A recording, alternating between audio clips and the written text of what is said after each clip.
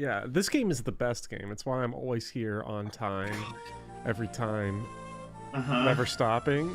No one can stop me, except. Are we starting this early? We're starting. Yes. Nothing except for Pegasus Knights can stop me. And they didn't stop me. They only stopped Matthew. I don't know if you've seen this, but we have lost Matthew. Lost people already? We have lost Matthew, and by I guess butterfly effect, we lost Guy.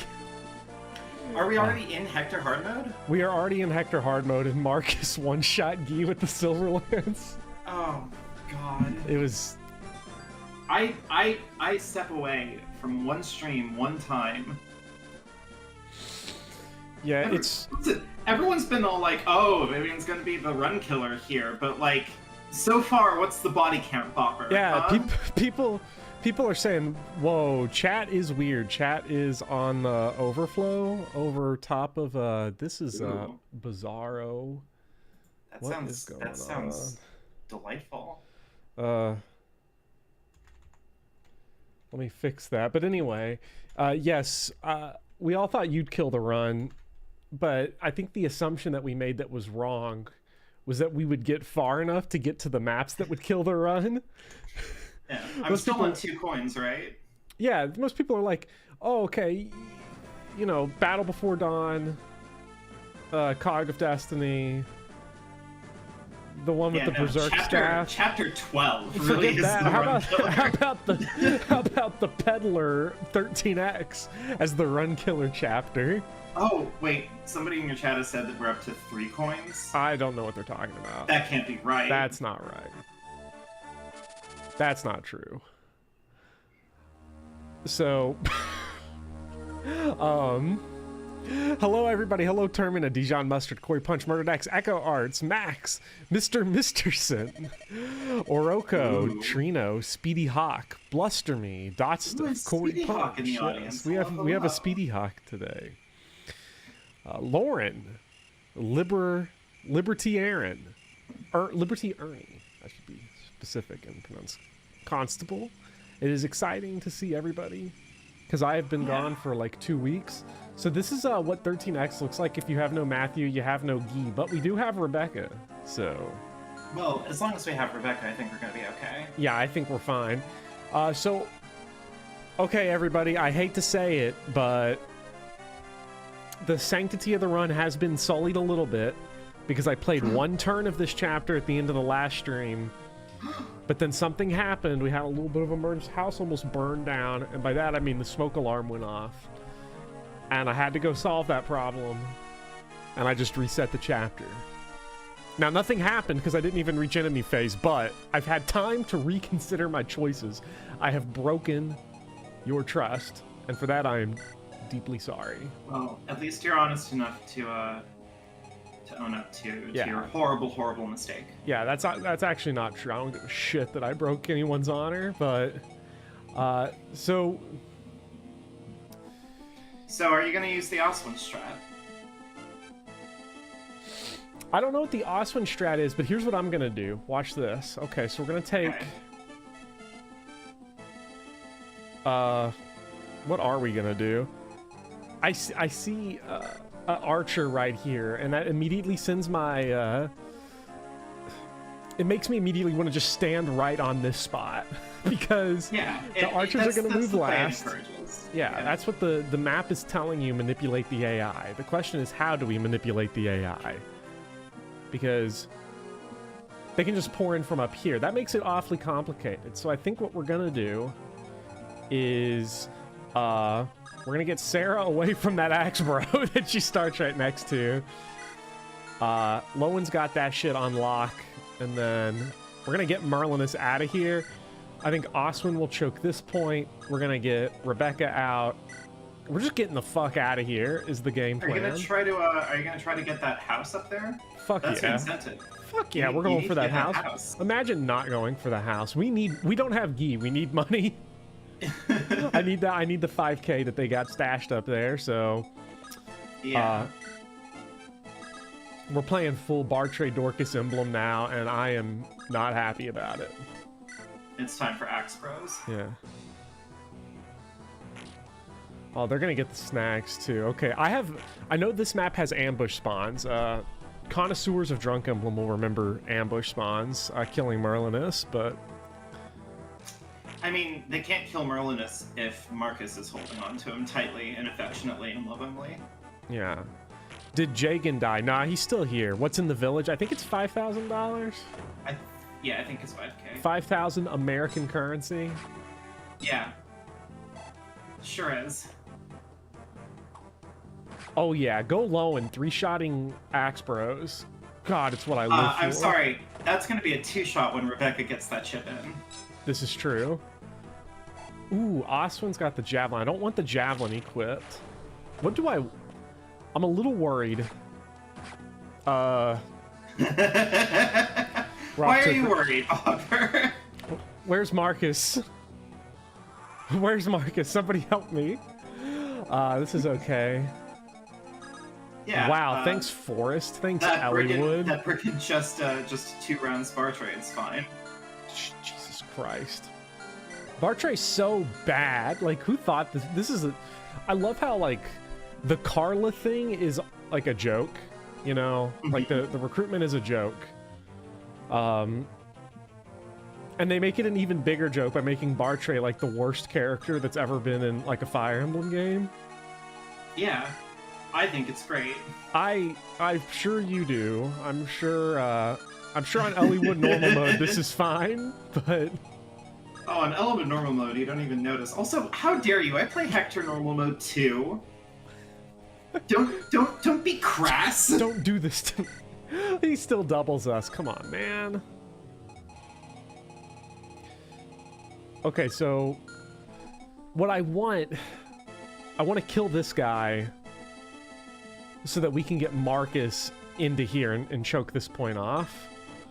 Because these guys can't go over the water. The problem is that Marcus, like, has to go 1, 2, 3, 4, 5. He's got to go through the woods no matter what. I think the woods take 3 movement for paladins. Marcus is also 1, 2, 3, 4, 5, 6, 7, 8. Yeah, if we just kill this guy. Marcus is also your best shot at really getting anything. Getting that village up there. Yeah. So I'm thinking here. Here's the trouble. We've got to land a blast with Dorcas. It's got 76 hit. Bartray's got 77 hit, so he's a little more reliable, you know? Oh yeah, definitely. It's really going to mean all the difference. Yeah, let's go ahead and make sure he doesn't get just annihilated instantaneously. Just liquefied. I want some... I haven't seen Fire Emblem animations outside of Warriors in weeks. How's Three Hopes going? Okay, so I remember talking to you about Three Hopes, and I don't know what everybody's thoughts are on Three Hopes in chat so far, but I got to play it quite a bit. The last time I spoke with Vivian about it, I told you that yeah, nobody cares about this game and it's going to go away immediately, and it's whatever. I do remember that. But were you being insincere? I've changed my mind. I think Three Hopes kind of rules. It's like, oh, fucking Bartray, man. Come on, man. Bartray, sweetheart. Okay, that's bad, because now we can't kill this guy, because Rebecca is also shit. Oh, man, buddy.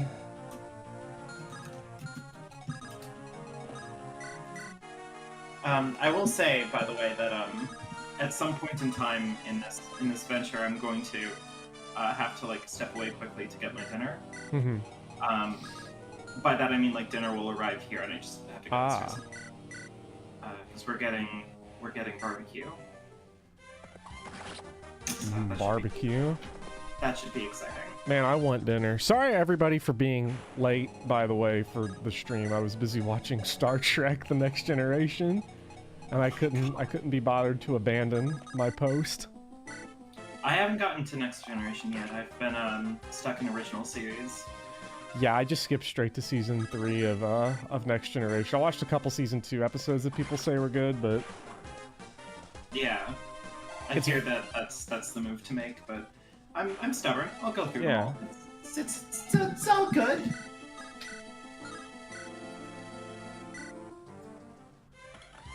oh, come on, man. We're missing everything today. All right, Elliewood and Hector keep support grinding, I guess. Sure. No, we got to get Elliewood in. Elliewood is unironically our best hope right now because... Yeah, I mean, he is the sword boy. Yeah. That is what sword boys Okay, do. they're going for Dorcas. Oh, Dorcas. Oh, Dorcas. That's interesting. I forgot how low his defense is. Yeah, but they probably... I guess that guy specifically couldn't double Bartray. Okay, Dorcas is really feeling it right now. Imagine not having Gigai for this map. I am sad that we don't get any Guy Fieri memes for this. Well, not to put anyone on blast here, but I certainly have never played this map without him. I love how everybody, everyone in chat's like, I've never seen this map without Gigai. Never seen this map without Matthew. What? Well, you know, some people are talented at Fire Emblem and some people aren't. It's okay. Yeah, well, a true show of talent is when you beat Fire Emblem in the bad position, which is where we are. So good. Fucking bullshit.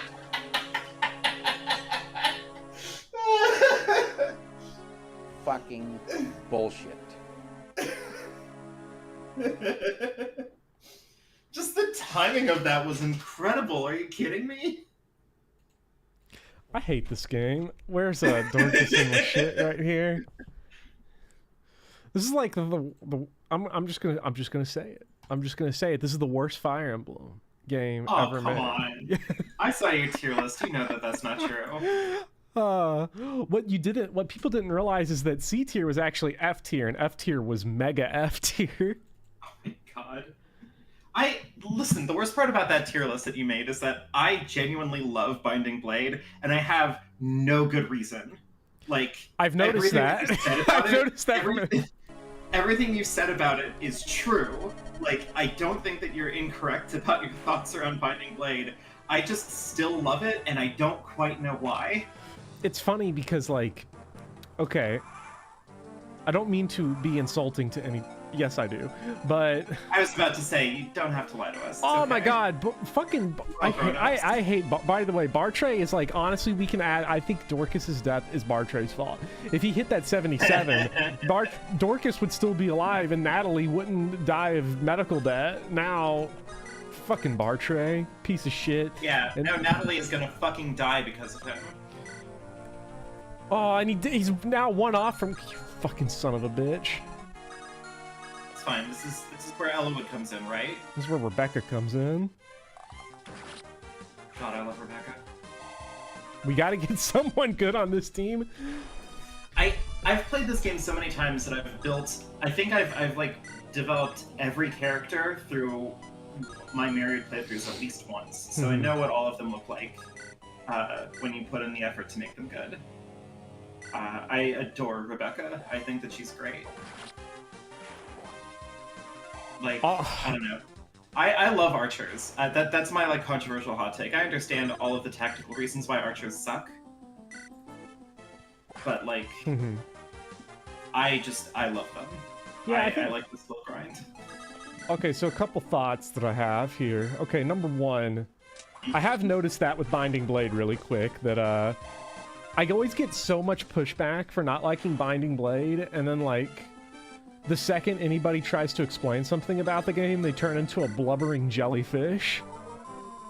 And that's not me, and so you can like the game if you want. I've almost never seen anybody actually put forth a defense where they genuinely talk about the game. I've only ever seen people get mad.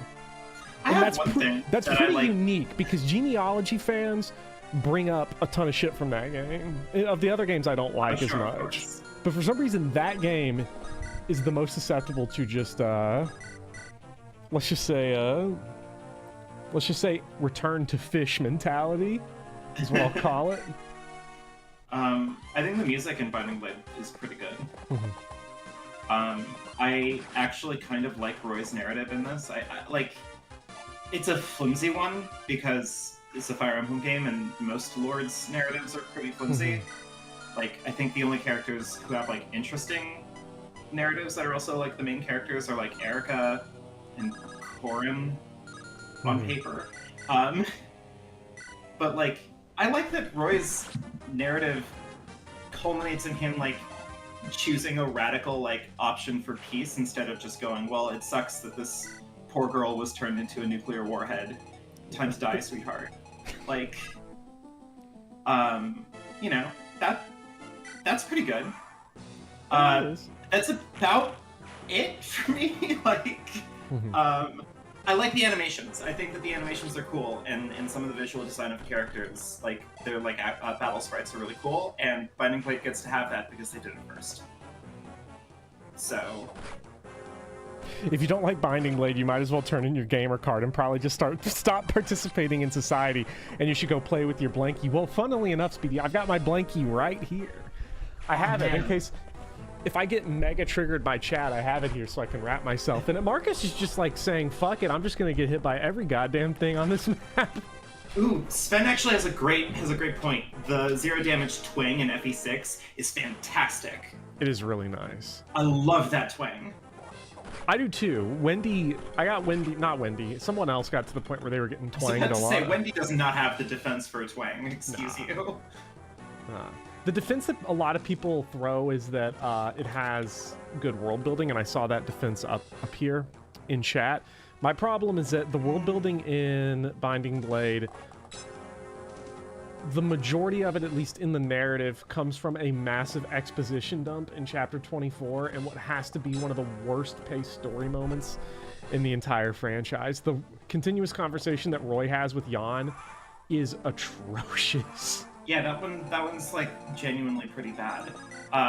Like, I don't really mind it. I think what you're running up against is that like, it's interesting because Binding Blade is the kind of game where if you kind of turn your brain off and just sort of like work through it, which I would almost argue that the game design kind of sort of encourages, because every map is a C's map, so you never have to like really contextually consider all of like the new objectives going into every chapter, so it just kind of encourages you to like have a very repetitive kind of like gameplay loop with it. The moments where Jan and Roy get to talk just like pass by you inoffensively, but if you actually try to like engage with the story and like think about it, it does kind of fall apart. If that sounded like a compliment of the game or a criticism of it, I think it was both and neither, so take a pick. All right. Well, oh, I should mention this because it just said Anonymous donated to $20. So, oh yeah, you're doing the... Yes. Yeah. So today's stream, and every stream during the month of July, including pretty much the rest of Blazing Sword, Pokemon Nuzlocke with X-Zero X-Man, Elliewood Level Up, Ooh. Cuphead DLC with Iron Colon. Speed! We do like the speed.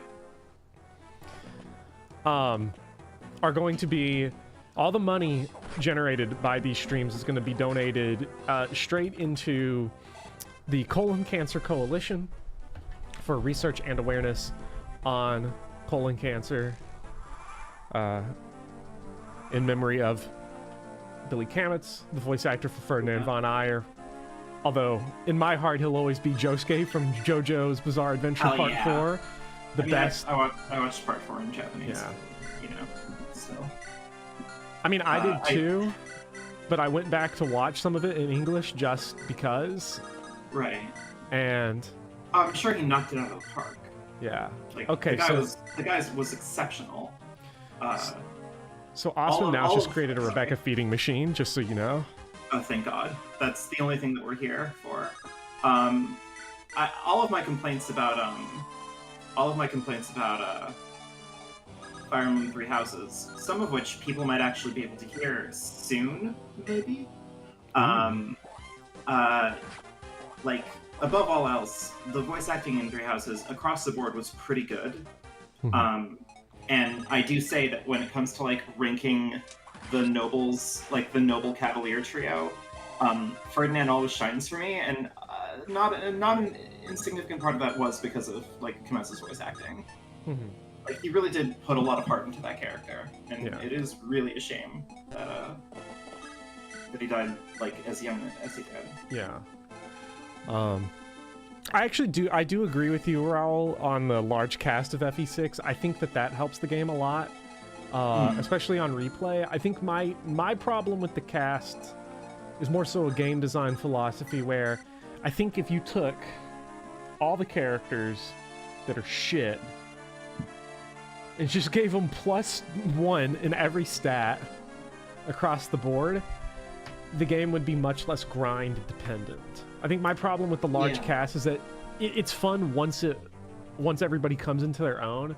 The problem is like getting there, which is just a bunch of arena and support grinding for a lot of the really bad characters. I actually think that FE6's worst defense, at least for me, a filthy casual, is that it sets up like a philosophy that I think is better refined in FE7 and 8, where like the purpose, like the very simple idea of it, right, is that they give you a bunch of characters pretty early on that are trash. Boris is trash, Volt is trash, Lou is trash, like everybody's trash. Yeah. Thanks. But like the point is that you're supposed to build.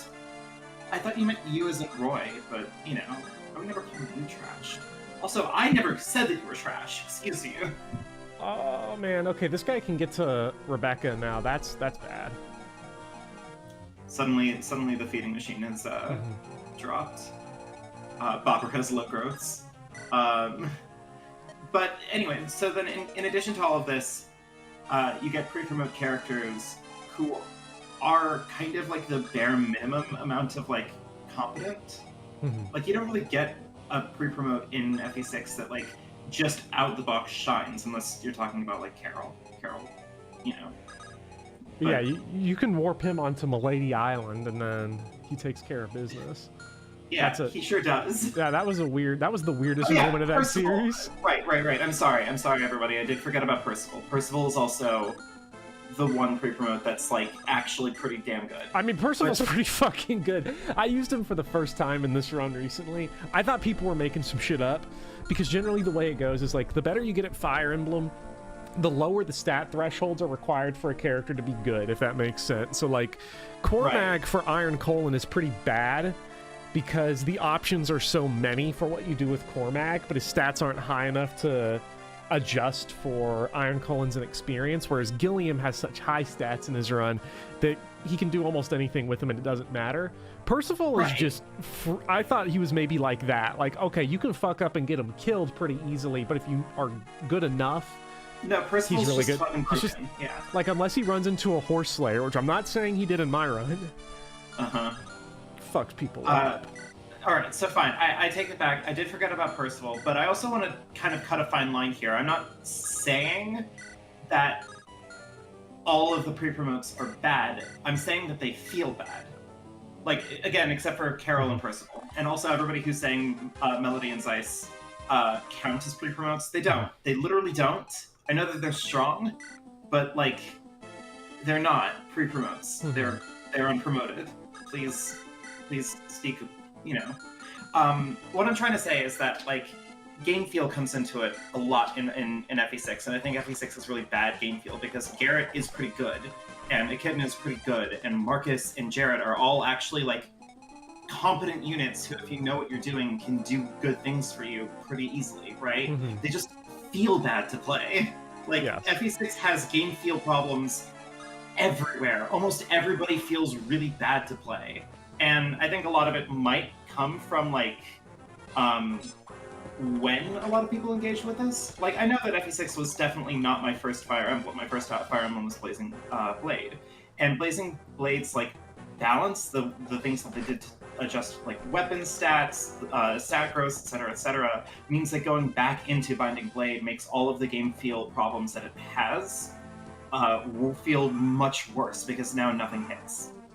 So it just really has, like, big game feel issues. Yeah. Especially when they give you unpromoted units that you know on paper can become great. Like Wendy, if you put a lot of work into her, can become great. Sophia can become great, but they come in just the most unintuitive and frustrating ways.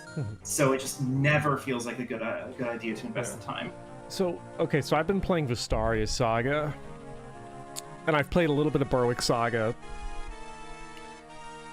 And something occurred to me about Binding Blade. First of all, Nime is someone everybody was pointing out as Nime's right, great. But Nime has bad game feel. I'm not saying she's bad. I don't agree with that one. I think Nime's pretty fucking fun to use. She comes in with 28 HP. If you're a Yeah, casual but I player, bought 15. you look at that 28 No, and no, you're no, like, no, oh, you gotta God, remember, help but me. you gotta remember, I'm a casual player because I arena grinded that run and I bought 20 angelic runs. So, I don't know, Alright, like, people fair. are like, okay, Nime's got 22 HP. I don't know, mine had 60, so, you know. So, I don't know about Right. that. But Right. I just think that people need to, like, take into effect what it feels like if you're coming at it with a certain gameplay philosophy. The game has not given you, up to that point, a competent pre-promoted staff user. I think prior to that you get, what, Cecilia? And I don't think that she starts with high staff rank, does she? C? C or B? Like, it's okay. Right, it's okay, but she also, I mean, she has the other problem of coming in the worst chapter, like in the worst map of all of Fire Emblem history Hold ever. on, I don't know if you saw it. It's Rebecca yeah. Rebecca just got HP on a level up, which is like, if you were to get one stat as an archer, that's the worst one to get, so... Fucking bullshit. Somebody said Pent. Pent is an FE7. Yeah, Pence this... Yeah, so in FE6, I think you're only 2 staff pre-promotes. No, you got 3 staff pre-promotes, right? You got Cecilia, Nime, and Yoder, right? Yeah, I was actually talking about this, I think, during one of the streams, because I was trying to figure out who all do you get, because I had staff problems in my run until Nime showed up, because you build staff ranks so slow. It's like Saul, and then maybe you promote Lilina's got E-staves. Yeah. Maybe you bring Alan back out, who probably has C at some point. You don't get that Right. many. You get Yoder, who's a god, of course. He's also a homicidal... Guy's a maniac. Like... Do you just ignore Clarine? I only ignore Clarine when she doesn't have high magic, so... I always forget about Clarine because she fought one enemy and got one shot by them. Oh, Jesus should've Christ. Do not double Oswin. Okay, thank God. Yeah, suffering from success. We kind of need Oswin here. We kind of do. Ooh. Yeah, I'm getting a lot of people saying that there's a lot of pre-promotes that are great, but I feel like my nuanced point is kind of getting lost on them. Yeah. It's fine. The point is that if you're let's put it this way, Oof. if your first impulse, if your first time going through Fire Emblem 6 is to arena grind a bunch of your scrubs until they're like unstoppable monsters, right? That's what I did. So say you're like, wow, Wendy, the first female armor knight. I bet that she's gonna be actually really good if I like put a lot of time and effort into her. So then you get her all the way up, you promote her early, all of that good stuff, right? And then she turns out to be really great. And then you get Douglas, right? There's nothing wrong with Douglas. Except for Douglas when he gets is a berserked. pretty and- solid unit. Guy's a maniac. Well, yeah, but like if you're gonna slap Douglas up against the Wendy that you just spent a lot of time and effort grinding, Douglas is garbage, Yeah. right? So I'm not talking about hard numbers. I know. I'm sorry about Shima. This was, I'll say this. Your chat Chat- is spicy today. So everyone in chat's feeling it today. We're really feeling it. It's been a while. I mean, first of all, we're playing Fire Emblem. This is a game that is horny for numbers. You talk about look, I've never seen a fan base more horny for numbers than Fire Emblem fans, because Fire Emblem to me remains the only RPG where the numbers are comprehensible. You look at the stats and they directly reflect what goes on. You look at Pokemon stats or Final Fantasy character stats, it's arbitrary. It's arbitrary. It's big number makes big explosion is like the philosophy. So I'm a little horny for Fire Emblem stats, but Who isn't? Yeah, usually this is where I grind Bartray or Dorcas, but like Dorcas is dead and Bartray's gonna get a fucking obliterated, so I guess this is Hector's time to shine. With Bartray's got to get going at some point. He's got to get a point of speed like bad. Yeah. Yeah, but I think Paper Mario stats are easy to read too. Yeah, but Paper Mario's maybe I should classify them different, because Paper Mario's definitely, it's an RPG, but it's less gameplay intensive as far as it doesn't ask as much of you as a player. You can certainly go crazy at it, but it's a little lighter, a little more easy read, a little more comfort food in design. Also, fun fact, that's where I got my name from. I don't know if you know this, but I changed my name to Vivian in honor of Vivian from Thousand Year Door. Thousand Year Door is incredible. It's like the only Paper Mario game that I've genuinely considered going back and like doing all of the like high-end challenges and everything. Like Pit of 100 Trials and everything. I should, because I did 2 streams of Thousand Year Door and it's so good, but it's so story heavy that I just didn't enjoy streaming it too much, but it's very fun. Don't care, yes, I'll deploy Merlinus. Maybe we can promote Merlinus here. If Urk starts moving around and killing people, I don't know what I'm gonna do. I mean, how much growth did you put into Urk and Linda? I don't remember. It wasn't a ton, but it was some. Yeah. I also love, since we're talking about game feel, since I forced the conversation about game feel, let me be more accurate. Yeah, I haven't even looked at chat in like 7 hours. I'm trying to engage with your chat. I know you're engaging with them. I feel like I'm not, because I can't see anything. Well, you have to make sure that I'm not given another chapter to tarnish with my filthy casual This is hands. True. Since we're talking about game feel, can we talk about the absolute like sinister move that they did with the 3 like unpromoted Cavaliers in FA7? Because like they give you the entirety of the mode with Kent and Sane to like build them up and be like, oh yeah, here's your Cavaliers. Here's a relatively like low stakes, easy mode where like they can reliably like take hits. And, like, low stakes, easy mode. I remember chapter 1. Yeah, I don't know how you did that. I still don't know how you did that. I know how. Fucking bullshit. Today's stream, Vivian talks to us about FE6 while someone else plays a different game. Yeah, that's content, baby. The machine, it hungers. It's like the Borg from Star Trek The Next Generation. Yeah, I haven't gotten to the Borg.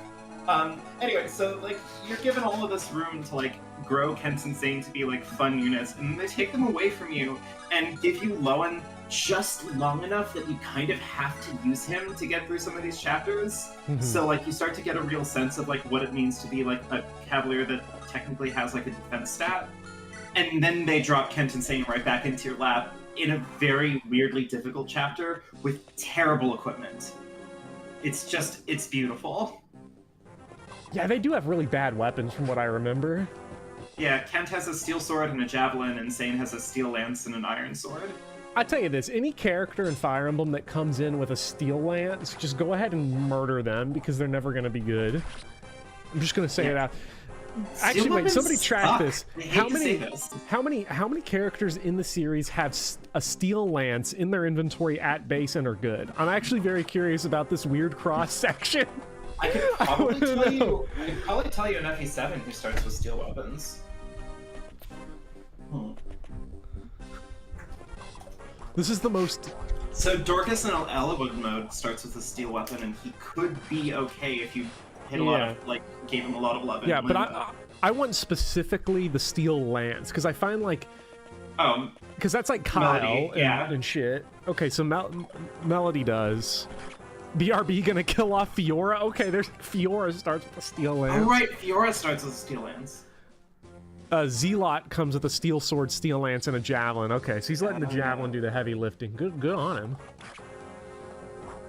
Marcus comes with a steel sword and steel lance in Eliwood mode. That's true. Wait, he doesn't come with the silver lance in Eliwood mode? No, he doesn't.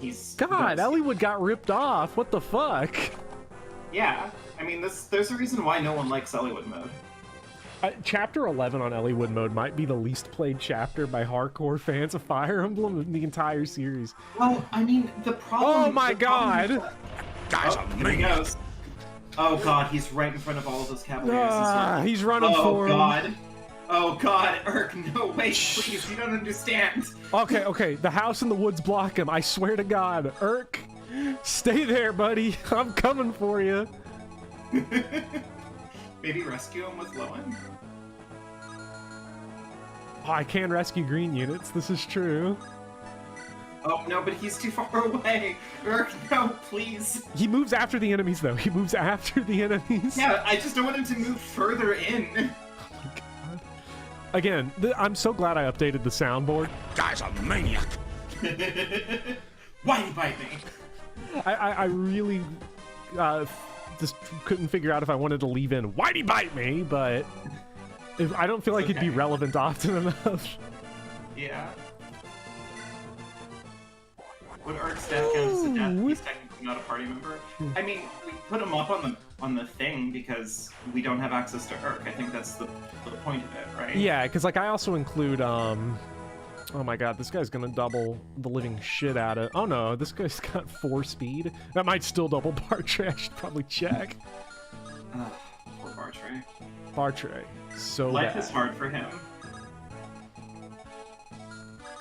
Imagine his best friend died in front of him because he wasn't able to fucking do the work. As always, Marcus and Oswin just hard carrying everything on the planet. Nefni Actually, has a can I- great steel lance. Good lord, that's yeah. even, that's like mega steel. Can Well, I it's all ask you, Megatron in your inventory. Yeah. can I ask you a fun question? What? Of the 3 Pegasus sisters in FE7, which one is your favorite to, like, play? Okay, so just to use. Yeah. Okay, so I don't like Farina because that's $10,000 that I usually don't even have to recruit her with. Pretty sure it's 20,000, but continue. Good lord, that's not true. It's not 20,000. You're just being silly. There's no way. Tell me it's 20,000. Come on. It's not 20,000. It's 10,000. It's gotta be. Aha! I got it. 20,000? Yeah, it's 20K. Come on, generic soda. Now generic soda's lying to me. Inti's lying to me. Echo Hearts is lying to me. How many? We got liars and frauds in chat today. Holy shit. So here's my hot take. I feel like Florina is like the de facto Pegasus Knight because she's the only one who comes in with a slim lance in a time when it's actually maybe reasonable to like use her sometimes. Fiora comes in a very difficult chapter, which is like a Fog of War chapter filled with nomads and archers and shit, and she has a steel lance.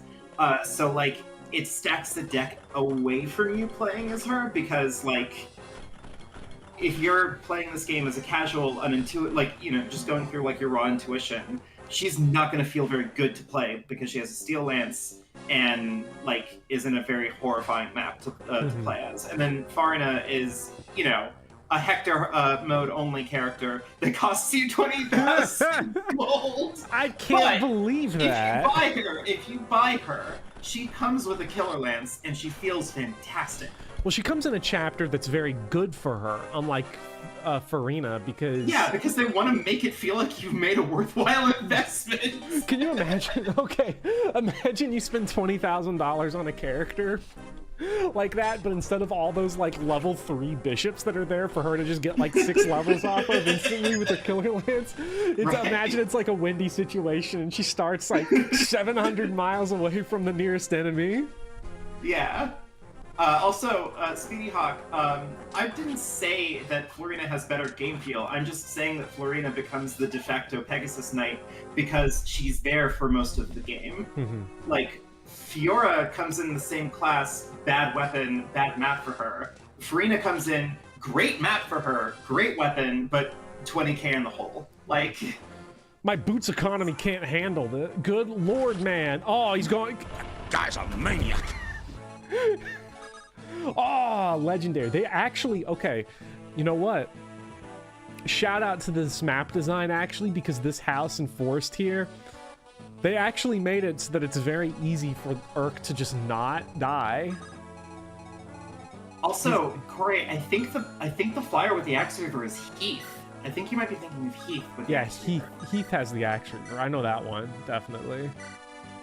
But also, if you're a might get an axe reaver in hard mode. If it's in hard mode, then you guys got me. I don't know hard mode. I'm sorry. Yeah, Vivian doesn't know how to get good, so I've never been good at video everybody games. continue to make fun of Vivian for not understanding the pre-promote meta of Fire Emblem 6, the Binding Blade. God.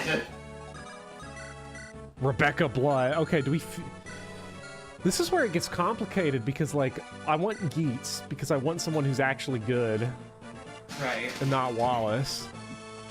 So I gotta feed Elliewood, and I have to Wait, feed Fjord has an axe Bartray. reaver on all Hector modes? Hold on, I need to... Really? Vivian, Have I you just should been stream playing- FE...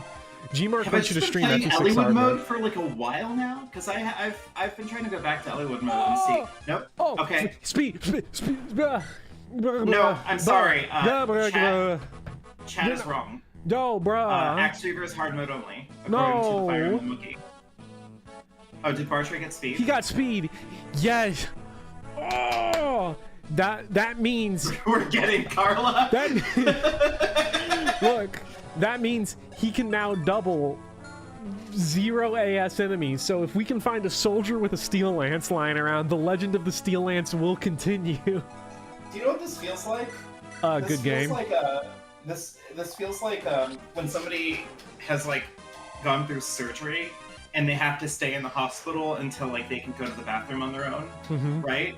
Right. So like it just feels like Bartray just like left the bathroom like I did it. We can go home now. Like, 14 attack. On some. Elliewood can take it. oh god, somebody's asking me to please stream Super Thracia. I'm bad at regular Thracia. I don't think you want me to do that.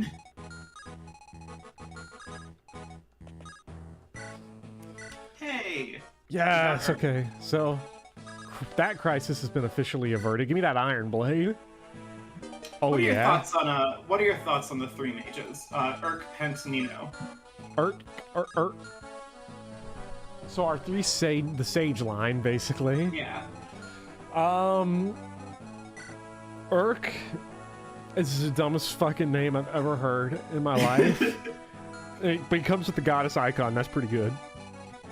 Yeah. Iron so Colon he top- basically is just a free goddess icon. He's a free goddess icon. This is +2 luck for Bartray's accuracy. Again, Oswald's just gonna go be Mr. Automatic and just roll in here and kill everyone I'm now. pretty sure the last time that I actually built Urk and brought him to endgame, I'm pretty sure that he ended up having like 14 magic by the end of it. So he did not super endear me the last time that I played with him. I know that Pent is free, like that. It upsets me that that's the case, because I love Nino, she's my favorite character in FE7.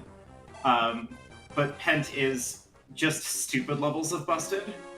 Like, Pent doesn't he is- start with, like, B stabs? A. He's A He anima A starts with stage. A's. Nah, like Pent is like literally the dumbest thing ever. Now, to be fair, they did nerf Pent when they made him into Sele in Sacred Stones, because they dropped him to C rank staves, but gave him light magic so that he could control the magic triangle or whatever. So he's just, they will never, pre-promoted sages are broken like all the time, except for, actually never mind, they're only broken Path when they're Radiance. Pent and Sele, because in Path of Radiance they Yeah. suck. Radiant Dawn, all magic users just feel like shit in Radiant Dawn. Where my Etzel stands at. Yes, he can't even double this guy. You fucking piece of shit unit. Bartray never change. Wait, no. Oh, Detroit become Jagan. That's what Bartray's on.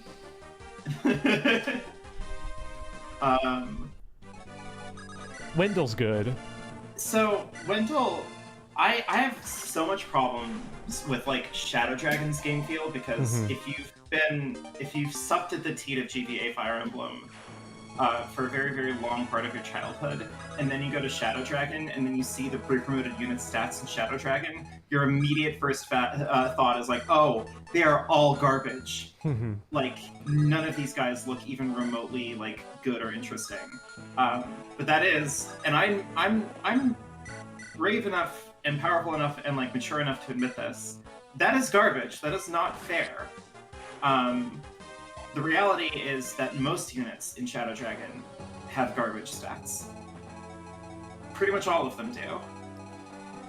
Yeah, Shadow Dragon stats are really weird. Enjoyment of Shadow Dragon is... I'm not going to say it's entirely dependent on this, but it's like... If you get like a raging, throbbing hard-on for weapon rank, which is me... Actually, I still hate Shadow Dragon, never mind. You're talking about yourself. Yes. Well, I will say that the nicest thing that the Shadow Dragon does for you is that gaining staff rank is just the fastest thing on Earth. Yeah. Like, you can gain staff rank like no one's business in Shadow Dragon. Yeah, Shadow Dragon, you have to appreciate different things beyond the numbers. You got to appreciate doing dumbass forging and, like...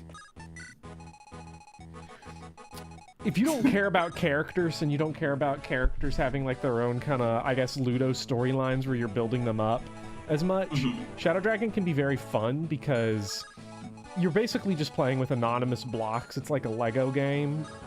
Where a little bit, yeah. Where you just commit murder. I mean, listen, to be fair, it is very fun to play with Mathis, because they had the absolute audacity to give you a unit whose stats are exactly the same as the enemy units around him. Oh, I mean, my favorite is... He has regular enemy unit stats, and it's just hilarious. I mean, my favorite shit that they pull in those DS games... Oh no, the Horse Slayer! That guy's a maniac! He's really popping off here. Somebody stop him.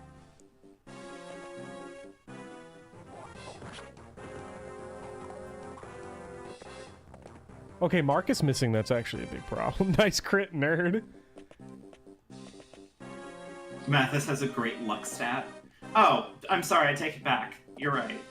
Mathis is a good unit. He has a really good luck stat. I'm sorry.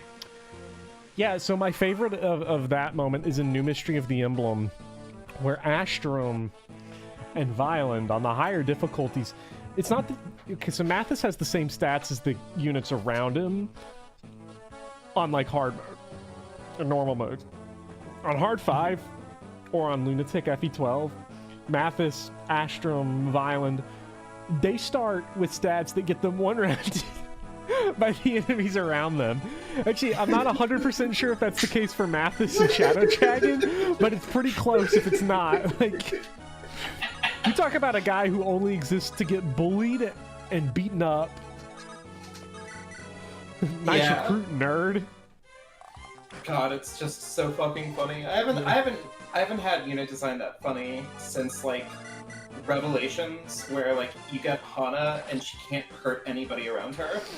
God, Revelations is interesting, certainly. She just deals 0 damage.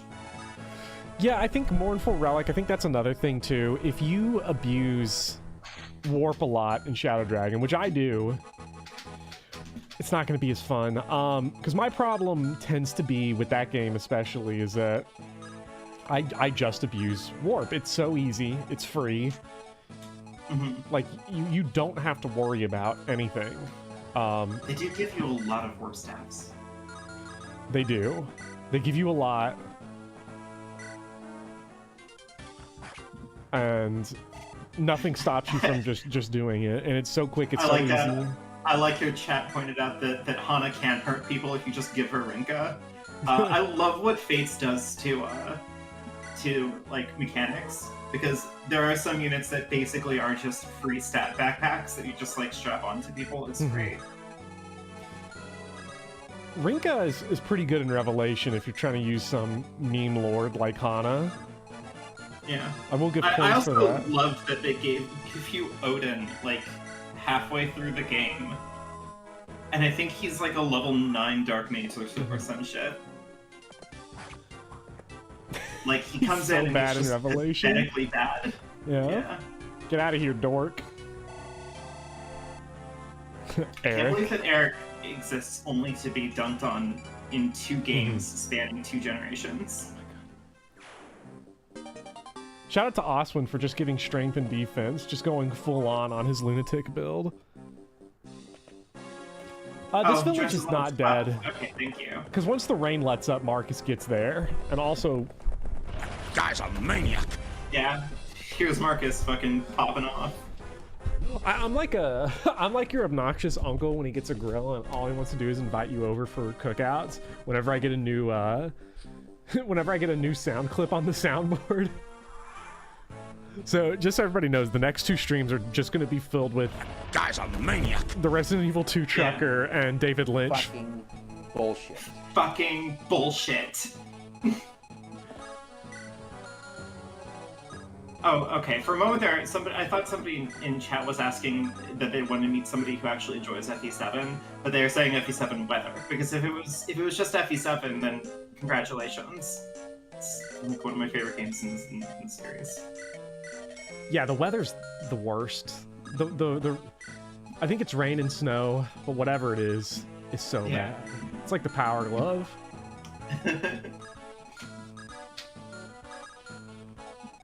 I want You this gotta guy. get David Lynch. It's Friday once again.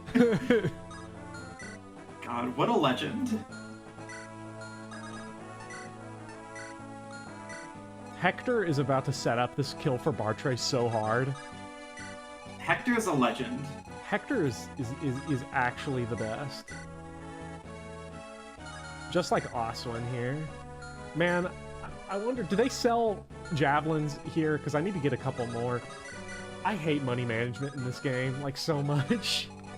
Well, I mean, they only made a Hector mode specifically have, like, much less money opportunities than a Lewitt mode. Guy's a And then maniac. also give you, give you Farina to, like,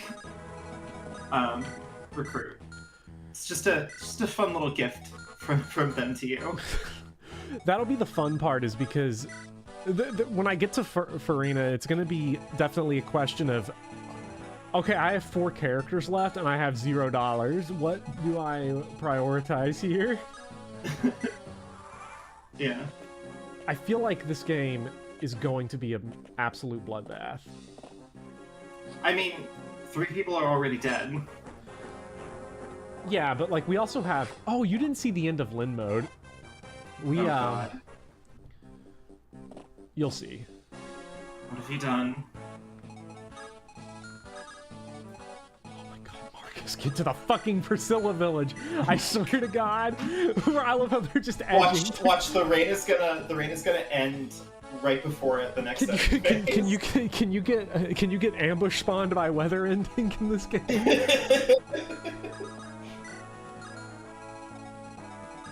Bartray's gonna murder this Pegasus Knight. Oh yeah, that's the good stuff. Okay, shout out to whoever in chat coined the term Priscilla. No! That's so fucking good. Also, God fucking damn it, Bartray.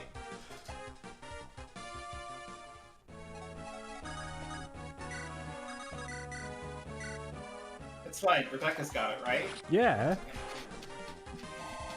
We have no choice but for Rebecca become God. God, I love her. Did anybody ever play Detroit Become Human? Vivian, you're not allowed to answer this question. I'm sure you I might. actually haven't. Okay. Sorry. I was worried you'd have don't- thoughts and discourse. I don't. I know almost nothing about it, except for my various efforts to God. like work it into a joke at some point. That's a 86 out of 88 that we missed. I love this game. I think that it's very funny when you say Detroit Become Dancer. Yeah. I mean, Detroit Become Jagan's my whole philosophy, so... Another great Yeah. thing about Shadow Dragon, Jagan, Jagen's so cool. Love Jagen. So, if you want to get a good insight of like what kind of Fire Emblem player I was growing up, playing Shadow Dragon on normal mode, you get the opportunity to pick who gets to be the decoy, right? Yes. You want to guess who I always picked? Jagen. Of course I did. Well, obviously. Because Gray has better growths. Well, yeah. Jagen can only level up 19 times in the entire game, and his stat bases are terrible, Whopper. Haven't you They're noticed? so bad for his level. Okay, so I do think, I'm gonna say it, if you have the choice to sacrifice, Uh-huh. because you're playing on normal mode, Uh-huh. you should probably sacrifice Jagen. I'm just gonna say it. And I have the elitist appeal now, because I play the games on hard mode. Because normal mode, what Jagen is good at, you don't need at Right. all in normal mode. Whatever you need to accomplish in normal mode that you need Jagen to do, Frey can pretty much do out the box. And he's going to scale much faster and much better. Yeah.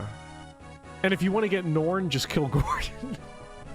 Yeah, exactly. You don't need 2 archers. No, that would be overkill. Unless you were to play some kind of A-team version of Shadow Dragon, I should Where you have to finish get rid that. where you can only use characters who don't have the letter A in their name. So you need to use both Gordon and Norn, because was neither of such a them have A in the name. That was such a dumb run. I need to go back and do something like that again. It's so fucking silly, I loved it. The 18.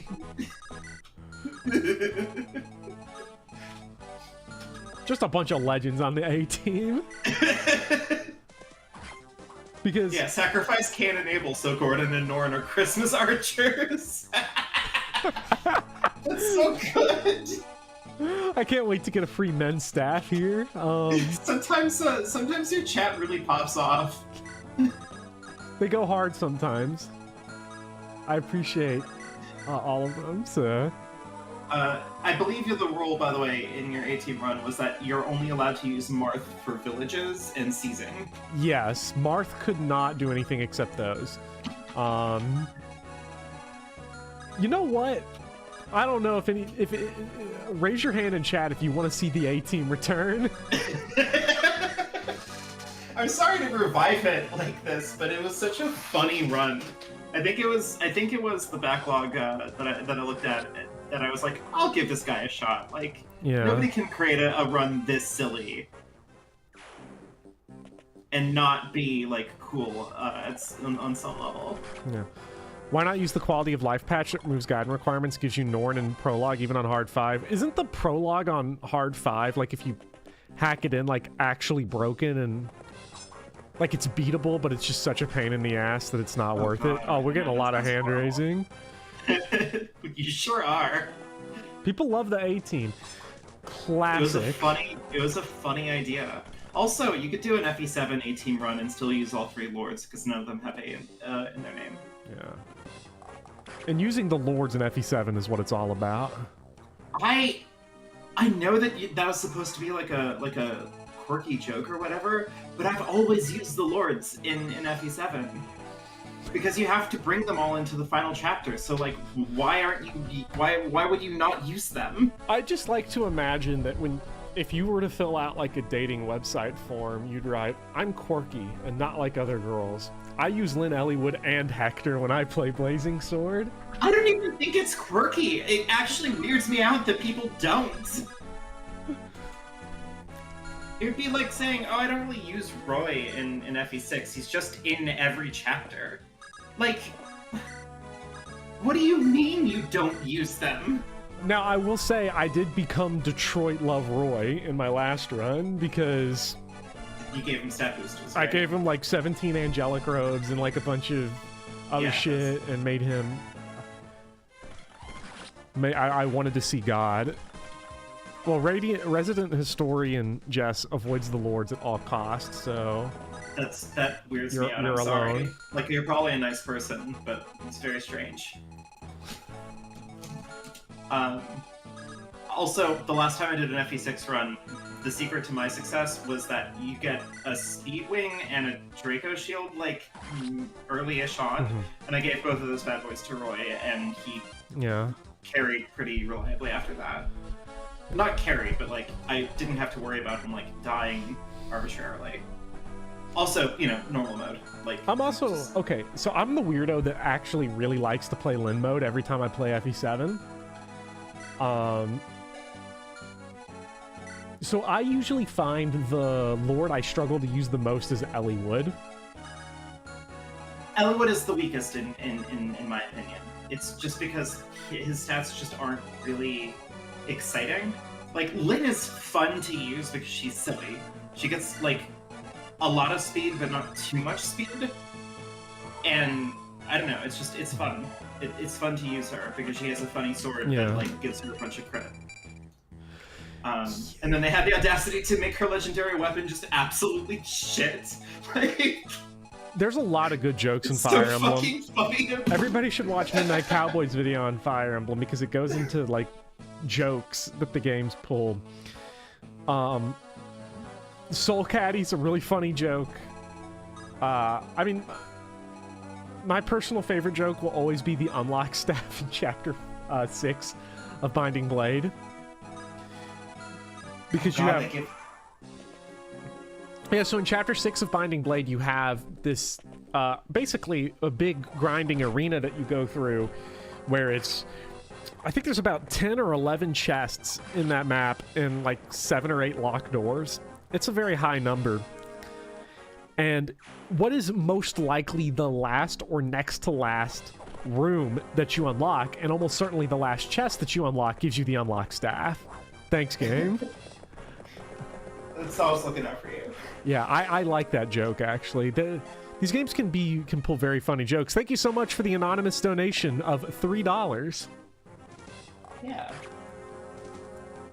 Also, if you'll give me just a moment, my dinner has arrived. And Okay. go downstairs. I need to Detroit eat dinner too. My God, what have I done to you? All right, I'll be right back. All right, everybody. So now we have some alone time together. Ooh, Horse Slayer for the one shot. I don't like. What is the video about Fire Emblem jokes? Can't seem to find it. I would just look up Midnight Cowboy if you want to find him on YouTube. It's one word, Midnight Cowboy. Boy is spelled B-O-I. One word. And it's probably the top result because it's this video that's got the most views. It's a pretty good one. Go check it out. It's about Fire Emblem. The video as a whole is about Fire Emblem and like the kind of conundrum of RPG design. Like, how do you design a game that it's like a tactics game that's about this very carefully curated structure, where it's also an RPG where you grow characters and like how those two conflicting forces intermingle and touch each other. Pretty good video. Highly recommended. Thank you so much for the $20 Canadian, Awkward Rogue. Really appreciate it. We're trying to hit 10,000 by the end of the month. Again, for everybody who does not know, every single one of my streams in the month of July is going to be monetized to go towards the Colon Cancer Coalition in memory of voice actor Billy Kamitz, who played Ferdinand von Ayer. You're my favorite character from Three Houses. This was actually put together by Pavis over on youtube.com, which is the .com we're on. So shout outs to him. And I do believe others are participating. I'm pretty sure Speedy Hawk is participating in this as well. So, you know, if you've got... Never would ask anybody to put themselves in any kind of financial danger, but if you've got a couple bucks lying around, a few extra dollars you didn't spend on the Steam Summer Sale or something, you know, throw a buck or two at it. It goes to a good cause. I'm back. Welcome back. We talked so bad about you while you were gone. Oh, good. I only expected that. Look, not only are your takes bad, but they're also cold. Ooh. Now you have Detroit become upset. I understand, but... God. What is that game even about? I It's don't like know. I don't fucking know. Priscilla is gonna go shopping. So I don't remember if this game if this map has like a shitload of ambush spawns or something, but it is a route map, so God, this guy, man, Matthew would have loved to have stolen that vulnerary. yeah, I wonder where he Guy's a maniac.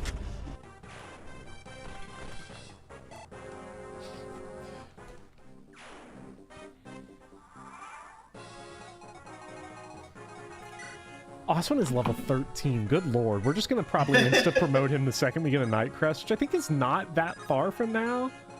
I think it's only a handful of chapters away. Okay, so here's what I'm gonna say. Your chat has given us 3 potential answers to what Detroit Become Human is about. Okay. Back to back, and they're all fantastic. Okay, so One I'll read says, them. Yes, I just want to say 3 is fewer than the number of pitfalls you've given us. Continue. Oh my god. It's a shitty So armor. Diane Spacefear says it's about a twink robot and his blossoming romance with Mr. Krabs. Okay. Generic Soda says it's about David Cage's moral cowardice and inability to take a stand on anything. That's probably accurate. I have a feeling about that one. And Anthony Sub says basically 3 separate sides of a robot uprising, which feels like the most accurate one, but like, I don't know, I think number 2 might be the right one. Number 2 is probably the right one, although that's a moral judgment. Oh, yeah. Oh, if Lowen were to eat this guy's... If Lowen eats the Urk goddess icon, he doesn't get crit by this guy anymore. Fucking bullshit.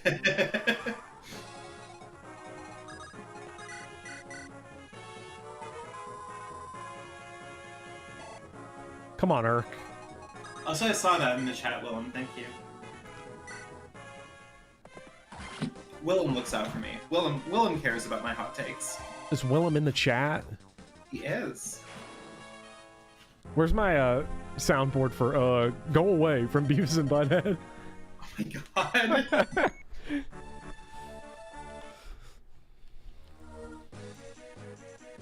Bum bum bum bum bum bum bum. That's okay, Willem. I still like you. Defend Throne. Oh, I forgot about this map. Oh, right. They gave Hector like an arbitrary extra map. And we gotta kill Seelan for the Dragon Shield. And we can't open the doors because we don't have Matthew. No! We don't get any of this. Ooh. I think there's a Silver Axe in here. There is a Silver Axe in there. What's in here? A Silver Axe and something else? I can't remember. Silver Axe and a Men's Staff. Well, we're still gonna get them. I have a way. I know what to do. Everybody knows what I'm gonna do. You're gonna let the thief in. Well, yeah, I'm gonna let the thief in, and then I'm gonna kick his ass. Mm-hmm.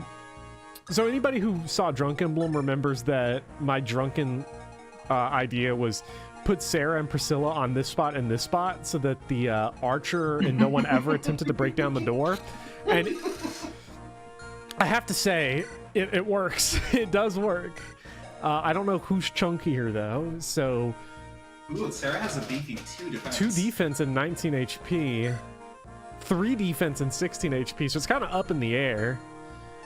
They probably both get obliterated instantly.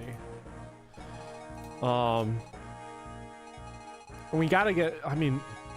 So we're gonna let this thief go unencumbered to the door. We're gonna get... We gotta get axes all the way down here. We're gonna let Marcus come in here and kick the shit out of these guys. I mean, the problem with Seelan is that he's got the longbow. The longbow is an issue. You've told me about this. Or, not me specifically, but you've made a video about this. I did make a video. This was in the first map video where I just, for some reason... Does Fire Emblem have good first maps? And I thought, hey, you know what's relevant? Chapter 14 of the Blazing Sword. Yeah, chapter 14. Rebecca goes to the bench, I guess. First map if I've ever seen one. Yeah.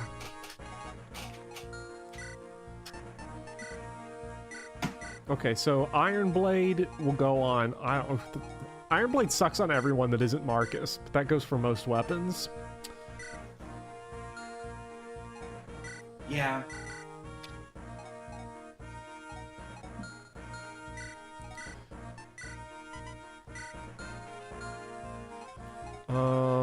Holy shit, sword locked.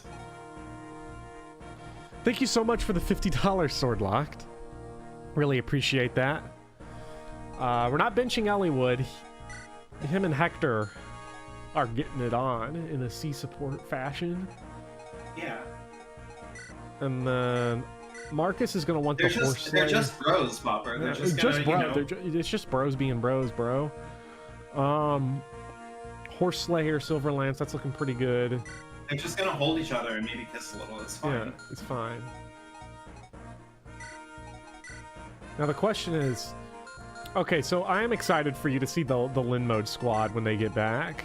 So we're going full Sarah Priscilla wall grind here, and hopefully everybody else can just take it long enough to survive.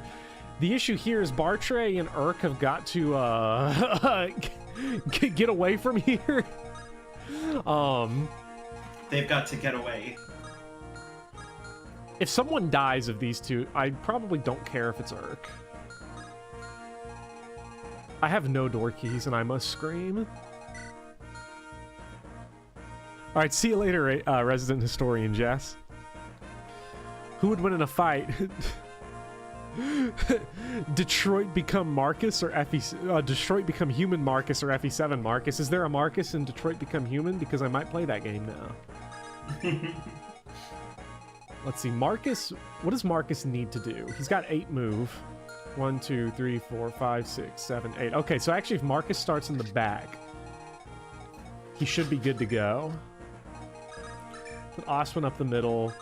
This is as good as we're ever gonna have, although I should definitely put the goddess icon in the convoy because I'm probably gonna sell it because I'm gonna need that sweet Farna money. Swap Urk and Bartray with Lowen and Priscilla. The problem is that I need Priscilla at the wall. Yeah.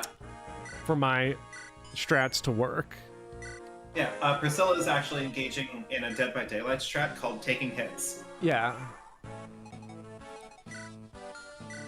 Priscilla become God. I think it's important that honestly, who needs the Ooh, at 11 speed, Sarah's pretty dodgy. Sarah's pretty dodgy at 11 speed. Priscilla has C rank staves, B rank staves. I mean, I don't know who I'm gonna promote of these two first. Who needs to hit level 10 earlier? Probably Sarah. I mean, Getting someone that can promote quicker is probably better. probably. I can rotate them as needed. All right, Marcus. Chop, chop. Do you get it? Chop chop because he's killing his Yeah. wife. He's using an axe. Yeah. This is advanced.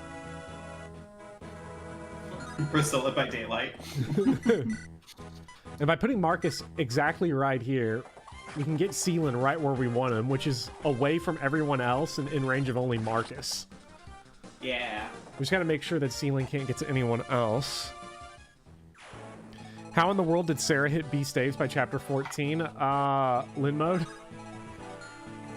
I think she starts with C staves in Lin mode, probably. That'd be kind of nutty if that was the case. I mean, she's got to start with C because she's got such a high rank right now. 11, 17, that's 18. I mean, Lowen gets bullied just a little bit here if I just throw him out here and let him take it. So maybe I won't let that happen. Yeah. Yeah, I'd agree. Okay. Also, I'm sorry, I'm eating dinner, so I'm trying to keep away from the microphone. I think Urk is gonna die. Unless. Hmm? Clutch. Oh my god. I can't believe you're doing it. Yep. Seelan's starting point is fucking bullshit, as the kids say, because... Okay, at least he got this 1 point of speed, and he can't double that guy. Yo! Bartray doubles this guy. Bartray doubles. We got red alert. We have a 0 AS enemy. Red alert. Bartray kills something. Thought I'd never see it. Bartray's gonna die so hard.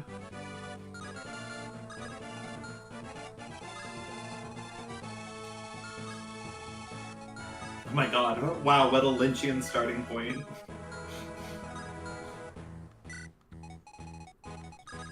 I think this spot right here is the best for Bartray. It keeps him out of range Gets attacked of by- both archers. Yeah. And he gets weapon triangle on everyone else, which is going to help his survivability immensely. And honestly, the less damage Marcus takes, the better. So,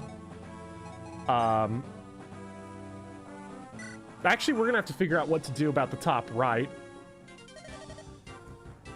I'll need any challengers here. Ooh, Sealan, he's so scary. He's gonna get you. Yeah, okay, I think we've got this. I think once we can sweep up the middle here, and it looks like a lot of these enemies are just choosing to start by moving down, which is interesting. As long as we can get Hector back to the throne. That's an interesting hot take. Your shadows asked, Saizo or Kagero? Who and who? Saizo or Kagero from Fates. Well, Saizo. That's easy, because he's got pyrotechnics. It's my favorite skill in Fates. Come on, Marcus! No! What is with these high 80 misses we've been suffering today?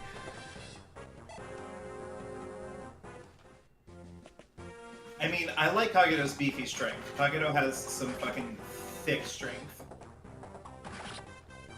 Yeah, Kagero is nice. I like Kagero, but Saizo will always be one of my favorites because it is completely insane, some of the skills that are in Fates, and Pyrotechnics is one of my favorites and will always be a favorite. Okay, so Sealan, as long as we can keep him down here, we are good. We need to get up here, though, to fight back against these assholes, and I don't know who's going to be best for that. I mean, first of all, easy money right here. So this loop right here is complete. Yeah. The worst that happens here is Merlinus dies. Whoop-dee. Bartray's not in a good spot. On some level, I guess it depends on what version you're talking about, either Birthright or Revelation. But Revelation, if I'm not mistaken, they kind of join pretty much at the same time in both. Oh my god! Okay. Yeah, I don't remember how far apart. I'm pretty sure Saizo... Not... Saizo? I'm pretty sure Saizo joins a little bit earlier, I think. Right, I mean, they both join in, like, the same time frame. Like, it's both a few chapters into Birthright and a few chapters into Revelation that you get them.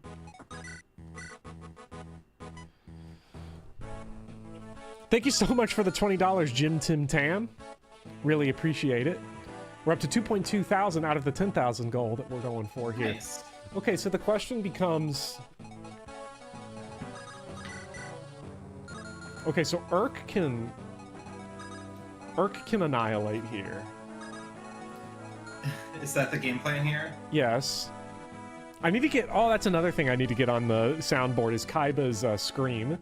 When he gets Exodia obliterated. Yeah. Yeah? Fucking bullshit. Let's see.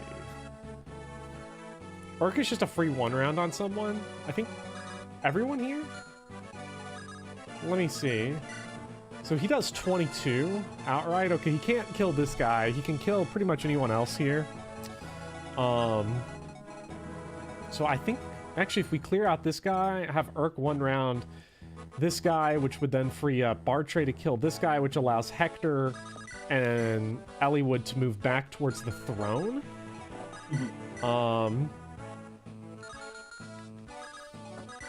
Well, yeah, they gotta be throne boys.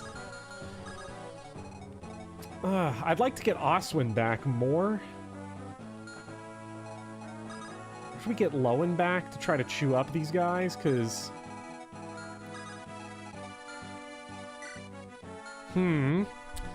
This is actually a bad position, because I know what to do here, but... I mean, I don't care if Merlinus dies, to be clear. Right. But I've got to kill these two guys. Like, as long as they die, we will be good. Actually, does Eliwood? Eliwood kills this guy.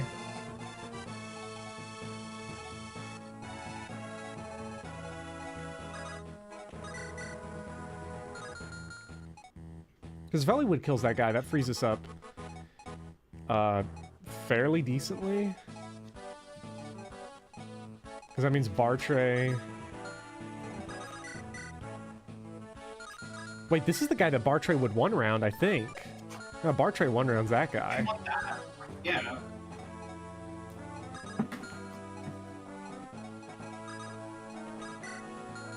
So I think Hector's got to move back towards the throne.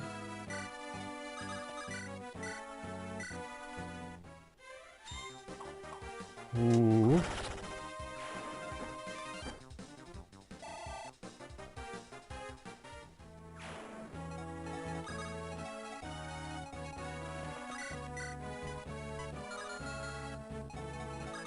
And now Lowen can move back to help protect Merlinus up here, which means then Oswin comes in, kills this guy. Okay, I think we've got this now. Let's go, Urk.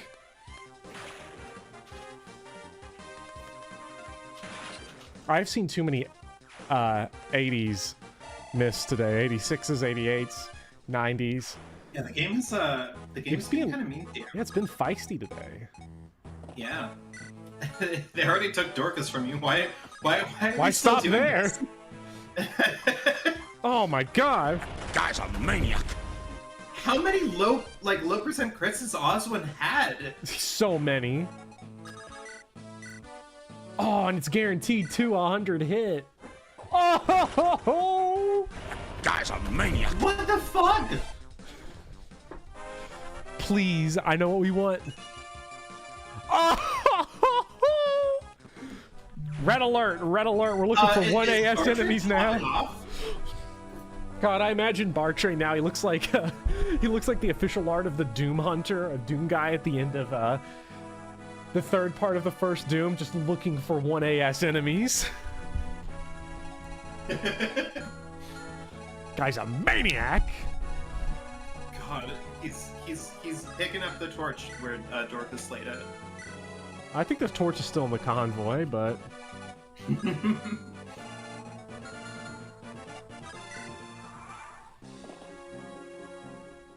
Ah, Seelan, what a chump. Seelan's idea of a good idea is walk right into Horse Slayer range. Yeah. I mean, it's fine. He has range advantage. That does it!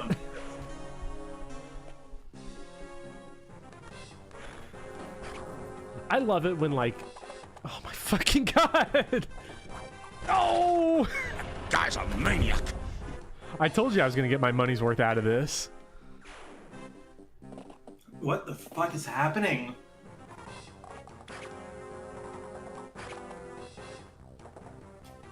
He doesn't finish him, but that's okay. Ooh, Priscilla dodge! Oh, come on! You gotta steal the treasure chest, bro! What's going on? Oh, perfect. These guys do 1 damage to Marcus.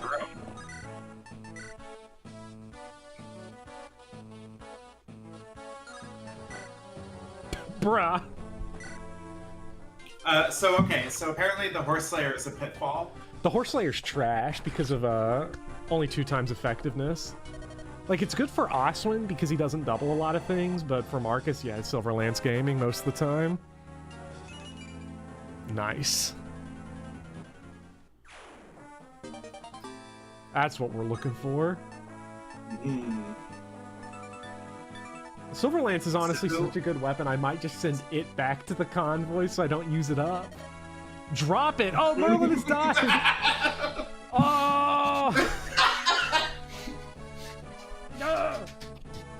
I mean... What did you say? What did you say before? Something along the lines of, "I don't really care if Merlinus dies." That's rough, buddy. Just get rid of the vulnerary.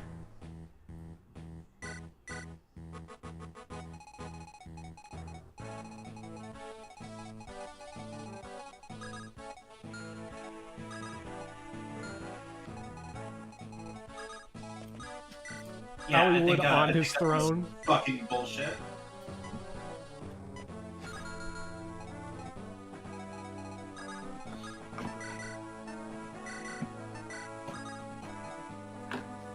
Also, sorry to the chat that if you heard me consuming food, but the house got barbecue and it was really good. Wait, you cooked the house? Yeah, I sure did. So it sounded like you barbecued the house. Oh, Brought Arvis over. We had a.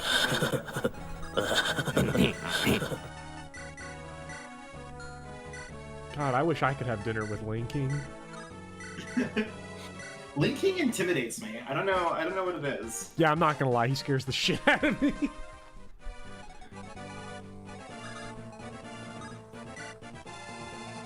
I think it depends on which Fire Emblem character like somebody makes their avatar into. Like Zatannic doesn't intimidate me nearly as much because like Lewin is just such a whimsical and like charming character. Like I think it works, right? Yeah. But, like I don't trust anybody who would make their avatar character Arvis. Yeah, Like, and that's Lewin, the power move. yeah, and like, you know, the thing too about Arvis is that he does a lot of damage, and Lewin does no damage because he doesn't have any good weapons. Yeah. I mean, last time we used Lewin, he was basically just a staff bot. Yeah. Staffbot Lewin. Staffbot Lewin is one of my favorite characters from any of the streams that I've ever done. I love Staffbot Lewin. He was good at it too. Yeah. Like, you know. He got really good at it. Yeah. Artist profile pic is obviously just barbecue enthusiasts. Yeah. Sure. I'm very nervous for poor okay, Lowen's actually fine unless the thief. Unless this is double. Okay, I was gonna say if this guy doubled left whatever his face is at 1 HP. That'd be very funny. Can the thief please actually go and get the treasure? We would Well, like Marcus is going on a thief hunt. just kind of maintaining scary eye contact with the thief. Yeah. What you gonna do, buddy? Where are you going, friend? God, well, okay, we love Marcus, but what if he talks like Anton from No Country for Old Men? Oh man, that would be great, wouldn't it? Can you imagine Marcus is just running around looking at Elliowood really uncomfortable? Where are you going, friendo? What business? I don't remember the quote per se. What business is it of yours where I got this horse slayer? Personally, I imagine Marcus as being much closer to Harry Dean Stanton from Repo Man. Tense situations, kid. I get in 5 and 6 of them a day. I've seen silver lances, I've seen killer lances, don't mean shit. I've seen horse slayers, don't mean shit.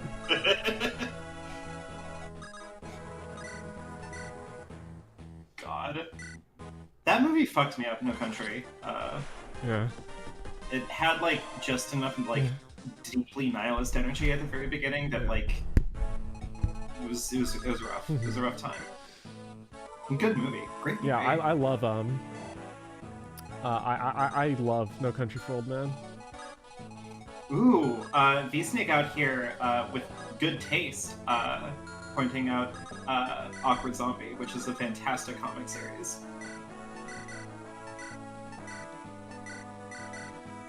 Never heard of it. Oh my god, Awkward Zombie does a lot of video game comics, and a lot of them are Fire Emblem comics. Ooh. Yeah, I'll have to check it out it's, then. it's pretty good stuff. She has one where Portrait doubles. she has one where a soldier stabs Hector all the way through his chest, but it deals 0 damage. So Hector just maintains like dead eye contact with the soldier. I don't know, this is pretty good. I'll have to check out. You said awkward zombie? Yeah.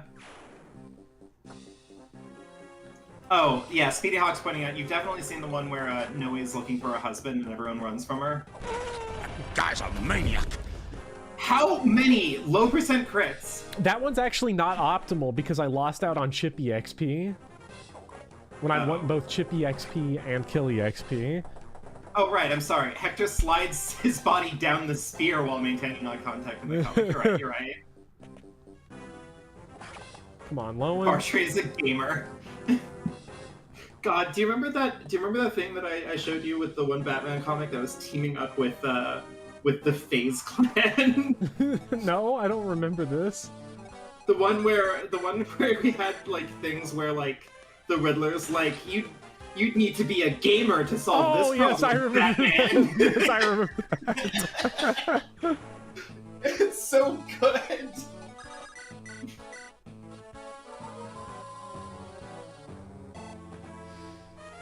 God. I loved that. I thought it was great. Come on. Lord Hector, stop destroying your enemies. I can't.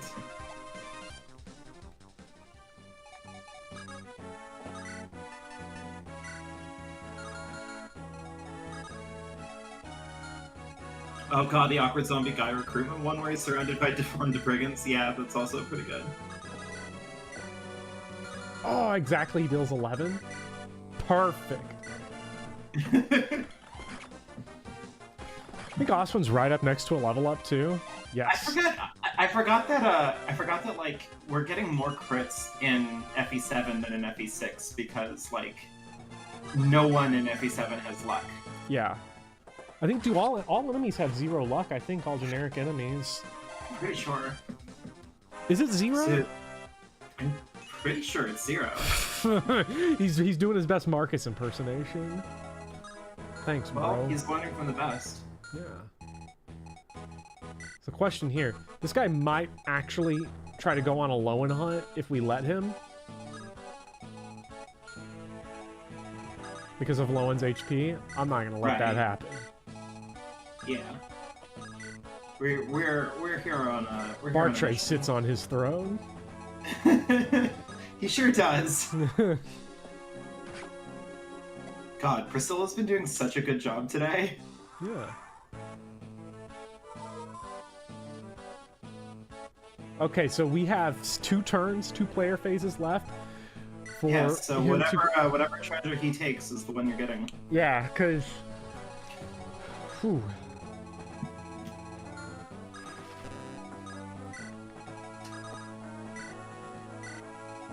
What's up, bro? Also, hi, Zetetic. What happened to Dorcas? What happened to Dorcas is that in 13X, I believe. Yes. 13X. What actually did happen to Dorcas? I don't remember. Like, he just got like crushed by some brigands. Yeah. It was a serious it was a serious gamer moment. Yeah. Dorcas couldn't handle it. It was a rotten way to die. Yeah. And now I assume Natalie will just be dead forever now. Yeah. Like, losing Dorcas, you're really losing 2 people. Oh right, Bartray whiffed and Dorcas got hit by 3 axes. That's what happened. Yeah, I blocked it out of my memory. Yeah. All right, we're going for Silver Axe. Bartray's gonna love that one. He has good taste. Oh, he has good taste. Yes. Oh my god. Oswin. Thanks, Oswin. Oswin's a fucking maniac. Guy's a maniac. I've never played RE2. Should I play RE2? Yes. Play both Resident Evil 2s. They're both very good. Okay. I think Resident Evil 2 Classic is... If you want to get into the older style Resident Evil games, I'd say the original versions of 1 and 2 are probably the best. 2 might have the slight advantage, got a little more quality of life, it's a little more well put together. guess it's- One's I a guess little it's where the just- fuck do I go sometimes. I guess it's just hard for me because like all I want in life, I've supped the golden elixir of Resident Evil 4. It's just hard for me to like go back to a time when Resident Evil was a game that was very about like the tension of like managing your resources because oh god, you know, what if you're up Shit's Creek without a ladder or a paddle, whatever. I don't know what you need a ladder. It's fine. So I don't know. It's an adjustment phase. It's hard to go back once you've tasted perfection in RE4. Yeah, it is hard. You're exactly right. It's hard to go back to non-one-liner Leon. God, I fucking love Leon. I know that they're gonna make they're doing like a remake of RE4, but I don't think they need to. I think it's just They really perfect. don't. I don't know what you do in a remake of Resident Evil 4, honestly. What do you do in RE4? Like how do you improve upon that? No thanks, bro. Surprisingly, Guy's a maniac. that's the first Resident Evil line that I have ever had on the soundboard. Where's everyone going? Bingo? Why is Matthew dead? So people like to meme on the Pegasus Knights in this game because, like, they suck, statistically.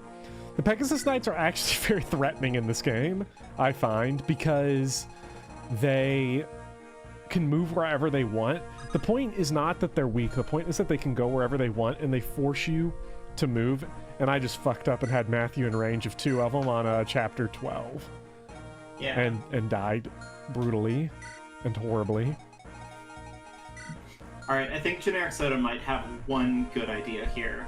The only way to improve RE4 is to pretend you've removed Oven Man and then put Oven Man in a spot where you'd never expect Oven Man. Yeah. That might be. The oven guy in 4 is like the scariest shit I've ever seen.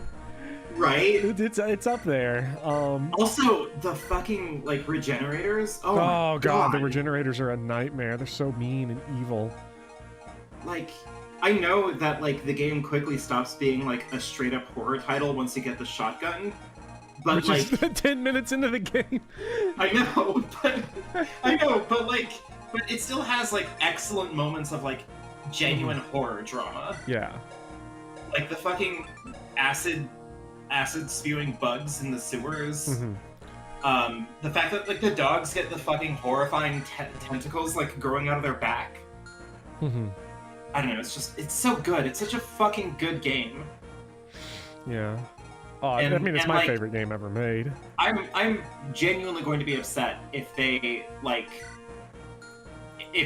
make Ashley like a more palatable like companion, like you can give her guns or some shit. Like, no, she needs to be just as awkwardly bad as ever. Yes. Like, that's part of the charm of Ashley, is that like she is just fucking garbage. The fact that she's garbage and you can actually tell her to get into a dumpster is too perfect. Yeah. Leon! Who is... Okay, so we've got a couple stat boosters. I'm trying to remember the one moment in the game where, like, you're clearly in, like, mortal peril, and, like, Ashley is just standing straight up and pointing at, I think, the, like, El Gigante that's, like, yeah. like, right in front of you. It's like, Leon, watch out! And you're like, yeah, Ashley, I know. Like, I see it! Okay, we've got some work to do if we want to get the shit. So we have 2 stat boosters here. Ashley in the trash. We have 2 stat boosters to give. We have Goddess Icon. Oh, right, she points at the rock, you're right. We have a Draco Shield. So, obviously the Draco Shield is, like, worthless on Oswin. On Bartray, though... Ooh, on Bartray. On Bartray, because 7 defense on 33 HP, and he's gotten... This is kind of a blessed Bartray a little bit. And we're gonna need Carla, so I'm saying we go all into Stupid Town. Carla. Yeah.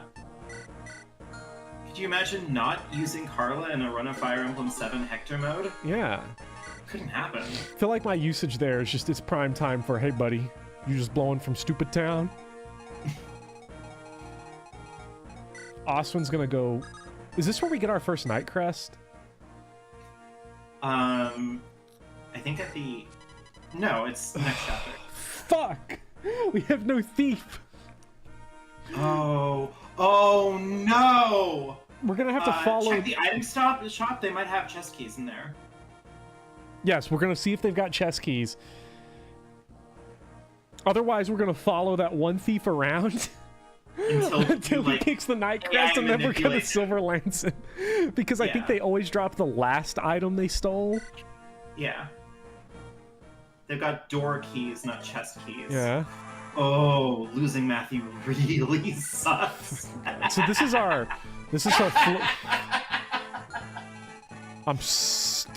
God, I'm sick of this. So this is our Florina.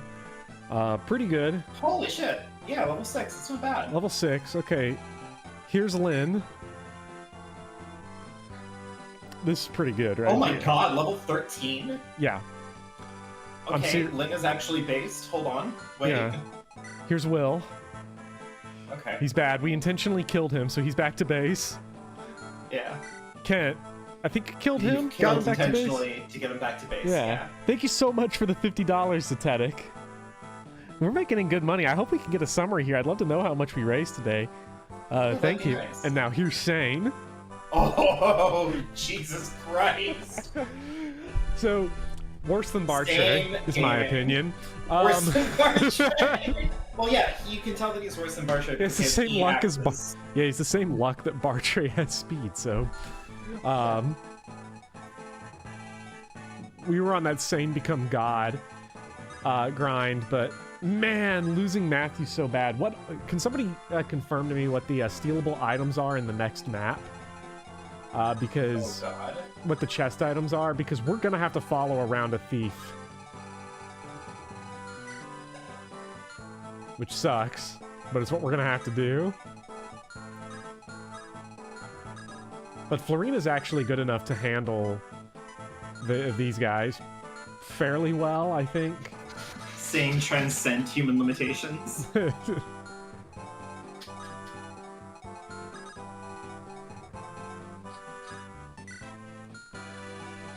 So she will take 8 plus 5, that's 13. I'm sure this thief can probably do basically nothing. If the only concern here, honestly, is if Florina runs off a couple crits. Oh yeah, she she'd could have to- definitely suffer from success. She really could. I mean, you're talking steel sword. I mean, fuck it. Let's go for it. We've got to get that red gem in that village. Oh, right, the pirate ship has an Elysian whip and a guiding ring. Yeah. Oh, you've lost the speed wing from that ship, from that chapter. Yeah, so we've lost the speed wing, we've lost an Elysian whip, we've lost a guiding ring, we may didn't lose a realize, night like, crest. Matthew really is kind of the spine of a lot of early FE7. Yeah, tell me about it. I think, though, we're going to solve this problem by arena grinding later. And getting a shitload of money and going to the secret shop. That sounds like a plan to me. Could you imagine if you let a casual player play those chapters, and that hypothetical casual player didn't let Matthew die? That would be so funny if you got selected to play chapter 12 and just did it fine. Oh yeah, no one's ever gonna do it. Like, no one's gonna let me play the early chapters. It's all gonna be like the meme, like late game chapters that I have to handle. Which is interesting because I think in this game the late game chapters can be quite a bit easier, if only because Pent and Yeah. who's the big berserk guy? Why am I blanking on his name? Hawkeye. Also, when are we putting out the poll? Or has the poll yeah, already happened? I should probably do that actually. Now that you mention it. Because I have to do 2 chapters now, don't I? Yes. So, what do we got in the armory? I cannot believe they don't let you buy door keys. You know what I call that? Fucking bullshit. I don't know if there's any point to buy a door key. Well, you need door keys in order to get to Legault. Oh my fucking god. Who has currently become our main thief, right? Yes. Which is exciting. I've never... Well, I can't say that I've never used Legault, but I don't often use him. He's not as exciting for me to use as Matthew. I don't know. Yeah. None of the thieves ever feel super exciting to use, except for like Jafar. Yeah. Jafar is This run is funny. Legault become S tier. Yeah. Ooh, and because it's hard mode, Sane has an Iron Lance instead of a Steel Lance. That's actually kind of huge for him. Yeah, that's pretty nice. I like how he can't double and kill these guys. That's great. Yeah. Okay, that was big that she did not kill anyone there.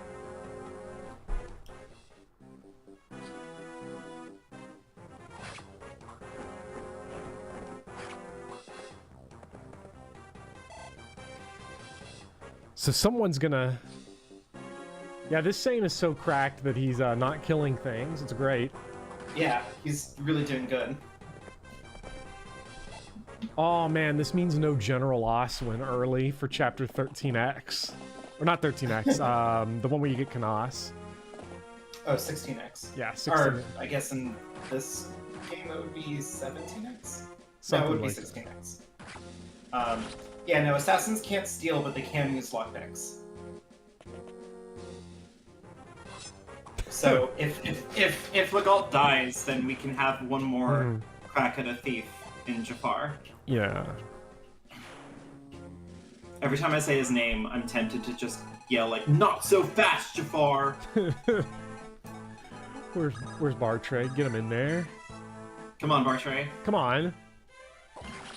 God, thanks to that dragon, thanks to that dragon shield, Bartray's only getting hit for 4 damage twice. Yeah. So he would have been taking 12 damage. Now he only takes 8. So it's actually like we got 4 defense because we cash it in on every single hit he takes. I love Bartray.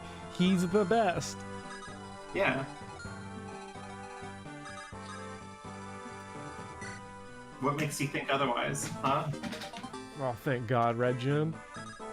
My least favorite thing in the whole game is, like, busting your ass to get this heavy spear. Yeah. Wow, Kent doubles. Why can't Sane? Yeah, These guys are Kent kind of fucking face. doubles. To be fair, he one-shots this guy. Yeah.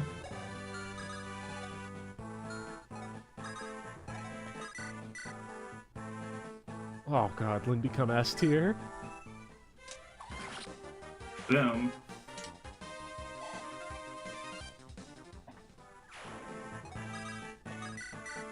Seems like the chat is going wild for promoted Sane. I mean, what's not to love? True. I'm having some... He's only the most powerful unit in existence. Yeah. That's why he has such great damage output against this little guy. I mean, honestly, Sane is rocking it right now. So... Sure is.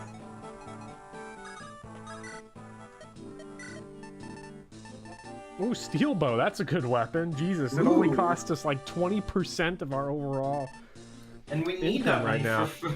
Yeah. Yeah, shit, we could buy a javelin and a hand axe for that kind of cash. Feel like we need to buy steel sword, get one for Lynn, get a hand axe. We always need an extra hand axe lying around. And then I think we need to buy like a lance and a jav, maybe? Might need 2 javs. We have the red gem that we can sell now. So I think that's a pretty good shopping trip right there. FE7 actually makes me think about how much money I spend instead of just buying everything all the time, always. Yeah. Ken Ellie would do 13 damage.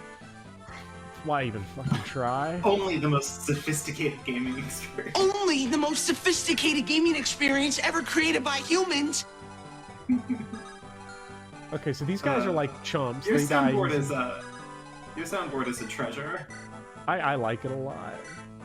I really feel like it's nicely curated at this point. Yeah, I'm gonna buy some door keys. It's not gonna be really useful. I don't think door keys will be useful for the next chapter. I think the thieves will just take care of everything there. But I definitely do want them so I can get Legal. Yeah. That's so mean, the way the thieves work in this game.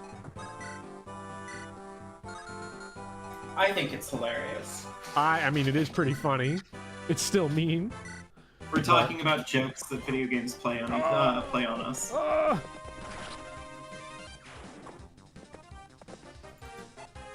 So there is a question here. Who... Should I really be feeding Lowen over Urk? I feel like kills in EXP for Urk is kind of easy to come by. Well, are you planning on having Urk be a late game unit or what? I don't know, honestly. Like, the problem is that, like, I have 2 Night Crests. I have 2 characters that are going to want Night Crests. And I will get the Night Crest in the next chapter. Like, I should be able to do that. Definitely gonna happen. I just have to sacrifice a lot of other things to get it. I don't even know what the Night... Wait, what? Oh! Oh, that happens, and it sucks every time.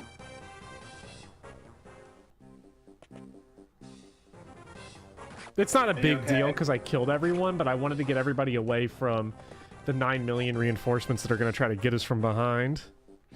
Right. Dorcas, Are you gonna heir to try the Dorky save, family fortune. Are you gonna try to save Merlinus this chapter, or is that just a wasted effort? Merlinus is parked in an interesting spot. Where I could surround him with a couple of axe bros and...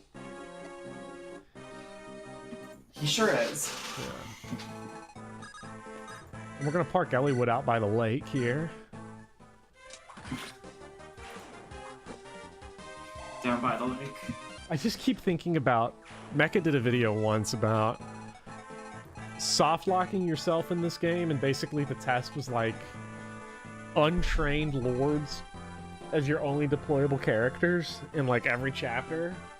And he's beaten the game negative growths. It gives me hope, I will say. Hope that I too can do it. That I too can become gamer good at game.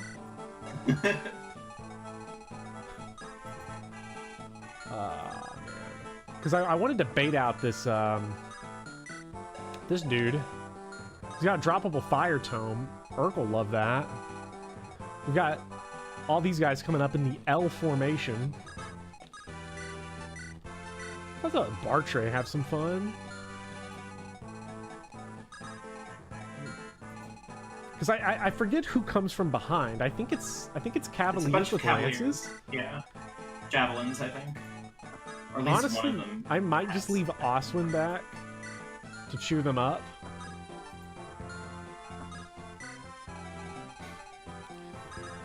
Because that should work, right? Should. Or Marcus, potentially. Although, I'm going to need Marcus and Hector to carve through, I think, these guys coming up. And then Will can purchase a few door keys. 3 should be enough. Let's buy 4 just in case. It is his, it seems to be his best, like, combat, like, is his best utility right now.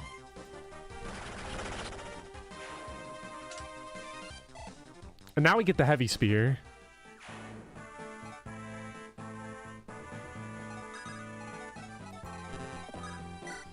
Okay.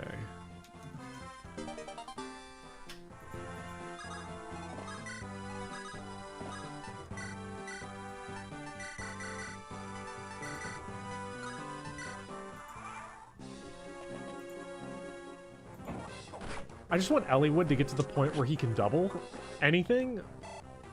Because that's his biggest problem right now. Yeah. Because he's only got a C support, which is also, like, an issue and it's preventing us from really doing all the damage we want to be doing. Oh yeah? That's elite right there. Now that's strategy. I feel like Ellie would, yeah, he got hit, because of course he did. I mean, Rapier deals some extra damage, comparatively.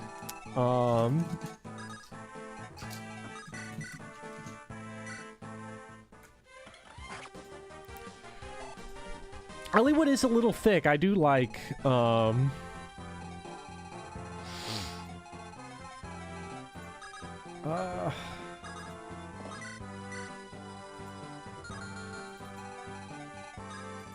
What does everybody else here have? Iron swords. Okay, these are all sword bros. That's interesting. A whole cavalry of sword bros, which means Bartray's worthless. Up here. I mean, I could probably throw Bartray in there and just like have him die, and then I won't have to ever worry about it again. He's surprisingly tanky now because of his 5 speed basically now prevents him from getting doubled by all these guys, which is incredible. Well, this one guy, oh nope, he's got a steel sword. He doesn't double Bartray now. What a scrub. Imagine not doubling Bartray. Could not be me. Yeah. Seems kind of cringe, TBH. Yeah. What an embarrassment.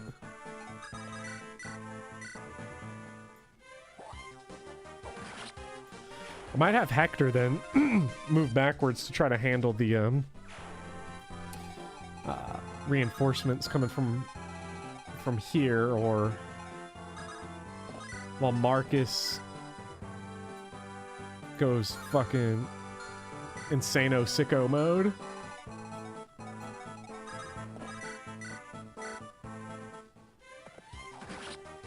I do know the Horse Slayer is useful on the next map, because we're gonna have to send in Marcus fast and deep to that map. And it's gonna be Deep.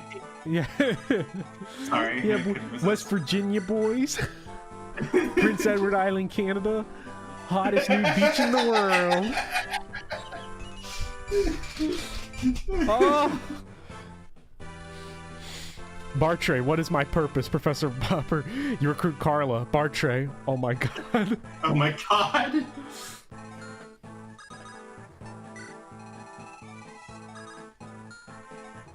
It's moments like this that I remember that Hector and Ellie would have a fast support, in theory. They really do.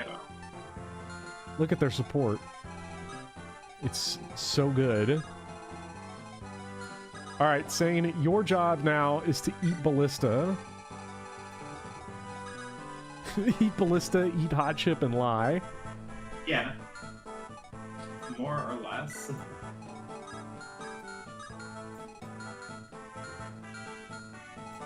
Do I care about... Because honestly, at this point, Lynn is pretty good. Yeah. You've done a lot to help build her up. Yeah. It feels good to have a good Lynn that I don't have to worry too much about. Right. It cuts off one of the main problems that I feel like a lot of people worried Guy's a initially maniac. about. God. Elowood, please restrain yourself. Somebody stop him! He's just not even bothering to try to dodge because he doesn't need to. Oh my god.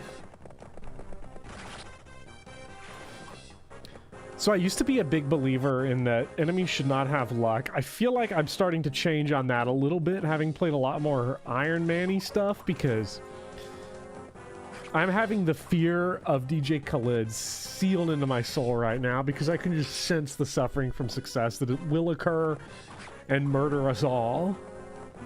I mean, Marcus is probably fine. I mean, right? What could Marcus go is wrong? good. Marcus takes surprisingly more damage than I would expect. Maybe I'm just fine. getting spoiled by Oswin. He's dying just in time for Sane to pick up the torch. Yeah, Excuse me. that's in the convoy. Yes. Uh-oh. Wait, does this mean that Merlinus has really been carrying the team this entire time? Merlinus, yes. Guy's a champion. Huzzah! So excited to have him back. He really is the MVP. Surely Merlin just carries the franchise. It's true. Okay, we got lots of dead meat here, so... Man, Elliewood... How is Elliewood only at level 6.9? This is frustrating. Like, he's so slow and so bad and so awful. It feels like you've been using him a lot recently. Yeah.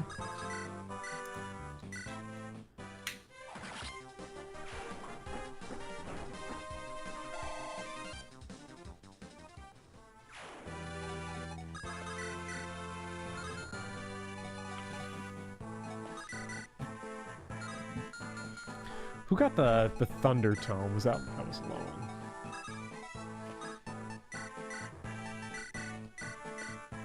Aww. Urk is too slow.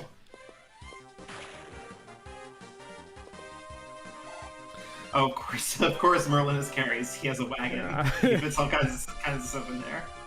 You know what? Yeah. Urk getting speed, I do like this. It is good. We like it when we stand a fast king. Yeah. Does Sane actually get good? I hope so, but it doesn't look good from where we are right now, because he's not going to get any better from here. There's definitely an issue that will be long term. I feel like there's a robust debate over who is better of the Cavaliers, Kent or Sane. I love anybody who says that Lowen is their favorite, because Lowen is by far the funniest of the three. When you embrace chaos and become a Lowen stan. Yeah. Like, you just have like, Lowen's biggest selling point, if I'm not mistaken, is that he has, like, a pretty good defense growth. I think he has, like, a 40% Yeah, defense Lowen's growth. pretty tanky, or he can get there. But it's great because he doesn't have the kind of bulk that Oswin has. So he doesn't get, like, actually tanky. He's just a paladin with, like, average stats that has a little bit more defense than usual. Yeah. And it's just really funny. And Lowen also just looks like the Canker sister, the red-haired one from Ed, Edd n Eddy. Yeah! God, I love that show. I went back and rewatched some Ed, Edd n Eddy on HBO Max the other God, does it day. hold up? Yeah, it holds up pretty fucking Oh, well. thank God. Oh, thank God. Like, it's not gonna shock you the way going back to, like, SpongeBob will in terms of how good it is, but it holds up decently well. That's good.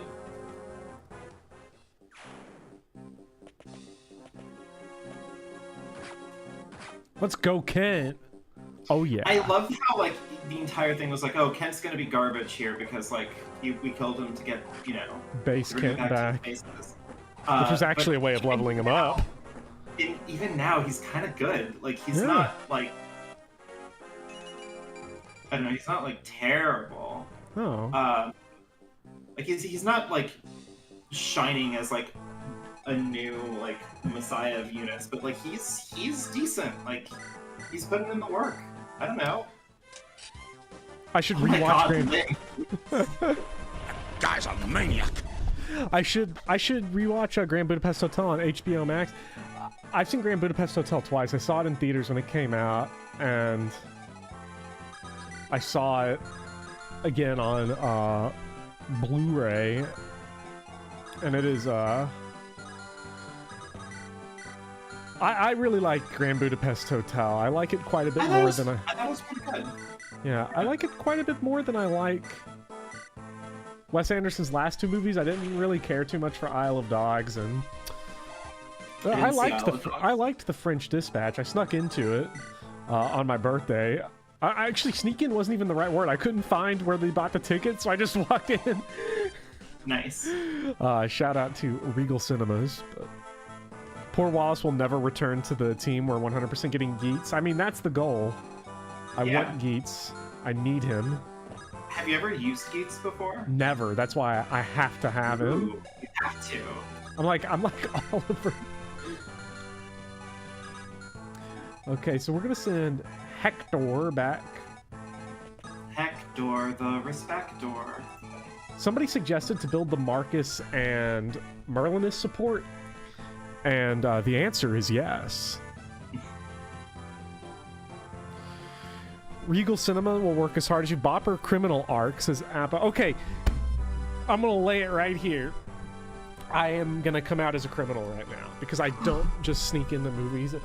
I also steal snacks. Okay, here's the philosophy. Number one, they're overcharging you for the snacks. They are. But I tier absolutely. them. I tier them. So like the candy, they're charging you like $6 for a thing of candy that's $1 at Rite Aid or something. They don't make that candy in-house. Popcorn, I'll gladly pay for that. That is a product that the movie theater delivers that is worth the price, and you can't get it anywhere else. You cannot get popcorn that good anywhere but the movie theater. But the Airhead Extremes, they're charging $5.95 for. Get the fuck out of here with that. That's what I'd call Fucking bullshit. Yeah. There you go. There's my philosophy. This man right here, officer. Oh my We God. accept you for who you are, Popper. I'm Thanks sorry. for coming. I'm sorry. I'm sorry. Is your chat full of snitches? Oh my God, we've got narcs in the chat. Ugh. I'm about to have give a whole lot of stitches coming up here. Yeah. I'm pretty sure that it's codified into law that snitches get stitches. Hey, V Snake says I'm an inspiration, so Hey. somebody understands. How many shots is left in this thing? Just enough Too to many. kill one more person. Yes. Wow, 1% crit. Fantastic.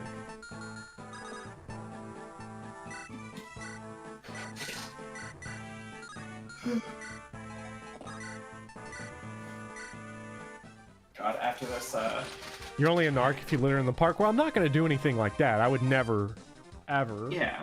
do shit like that. Like, crime is relative. We do like crime. Yeah, that is also a good point, Dijon Mustard. I lost Matthew, and I have to get out my urge to steal somehow. Yeah. No, I pretty much always bring my own candy anyway. Like, and that's the other thing too. They're always like, "Oh, you can. Why don't you?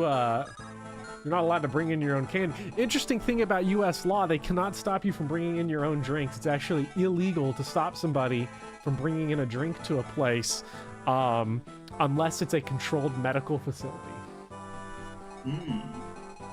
Well, I mean, also, like, there are probably some exceptions. Like, the airport can require you to dispose of your drink before passing security. But that probably, like, you can bring a drink into the airport physically. Yeah. You just can't, do anything with it outside of drinking it in the lobby. Look, I was just on a plane recently because I went to Chicago, and Ooh. first of all, let me say this. Northerners, if there are any Northerners in the chat, I mean this in the kindest way possible, but stop fucking trying to make sweet tea. You just can't do it. I've never had nastier What are sweet you tea in trying my to say? life. I'm trying to say, I'm sick of fucking Northerners trying to make some sweet tea. They're being like, well, people from the South are coming in, make some sweet tea for them. I can taste that shit. I know when you're full of shit. It's bad. It's so bad. The sweet tea up there. Well, how do you make sweet tea? Deliciously. Yeah. Like, sweet tea is very simple. You take tea bags, you put them in the water, and then you take your sugar container and you just turn it upside down. That's the correct answer. You're absolutely right. No. Sweet tea sucks, Kryptonite. Come on, man. You've probably only ever had sweet tea in Chicago, to be fair.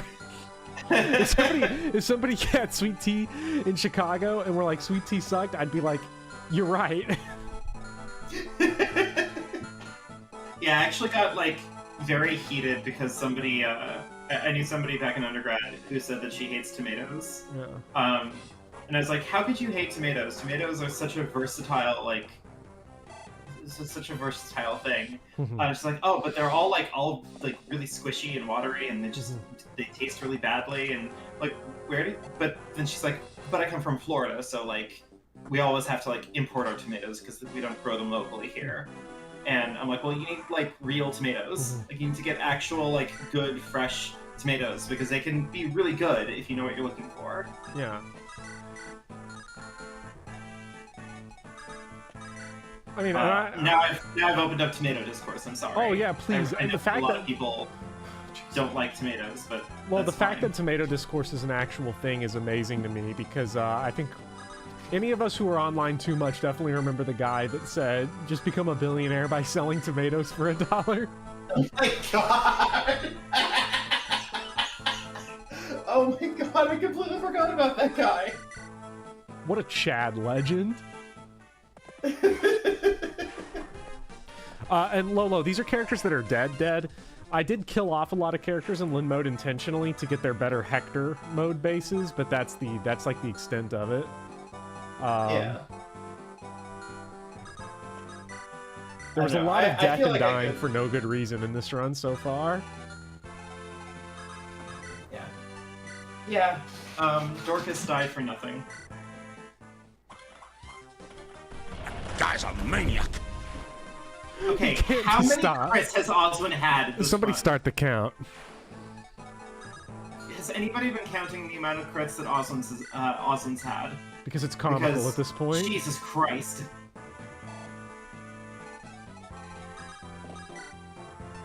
Also, if anybody in the chat is looking for like the option to maybe try tomatoes again and see if you like them, a quick and easy way to do it is if you cut up tomatoes and you put them, like, you salt them like pretty judiciously, like slather them in like olive oil and maybe like a little bit of like vinegar or lime juice depending on what you like, and let it sit there for like 10 minutes so that all that stuff soaks up.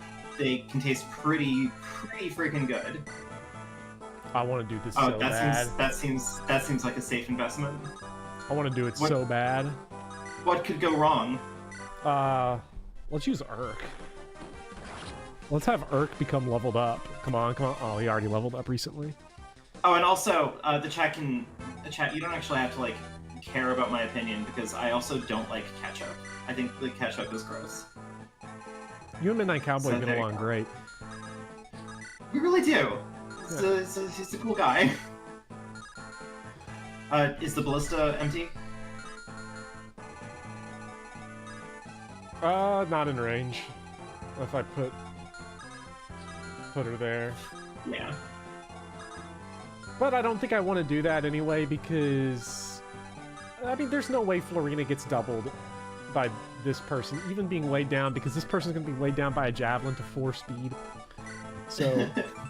oh, shit, we still double... No. Somebody's asking me if I'm a real Midwesterner. I don't know the answer to that. I was born in Missouri.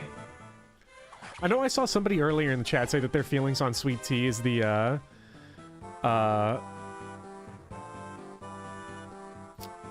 it's like somebody from not from New York trying to advertise how good their New York pizza is.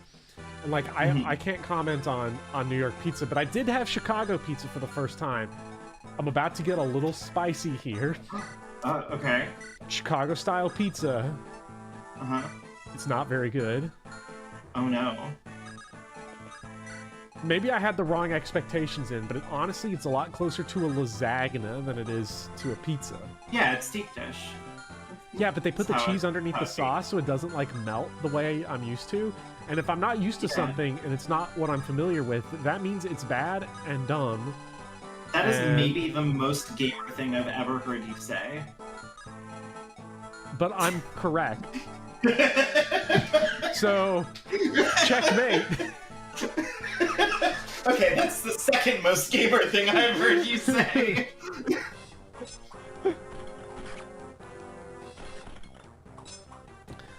I like the crust on Chicago pizza. I just don't like the way they do the cheese. The way it just doesn't melt the same. Not a huge fan.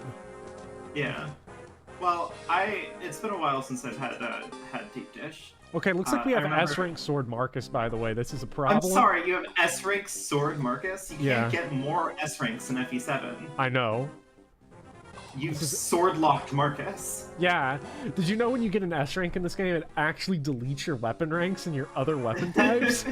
Yeah, Marcus at this point in time might as well just be a fucking sword master. Yeah. Edgelord, oh my god, we got Neckbeard Marcus. Oh my god, Neckbeard Marcus! I'm so happy. Beautiful. God, I love Florina.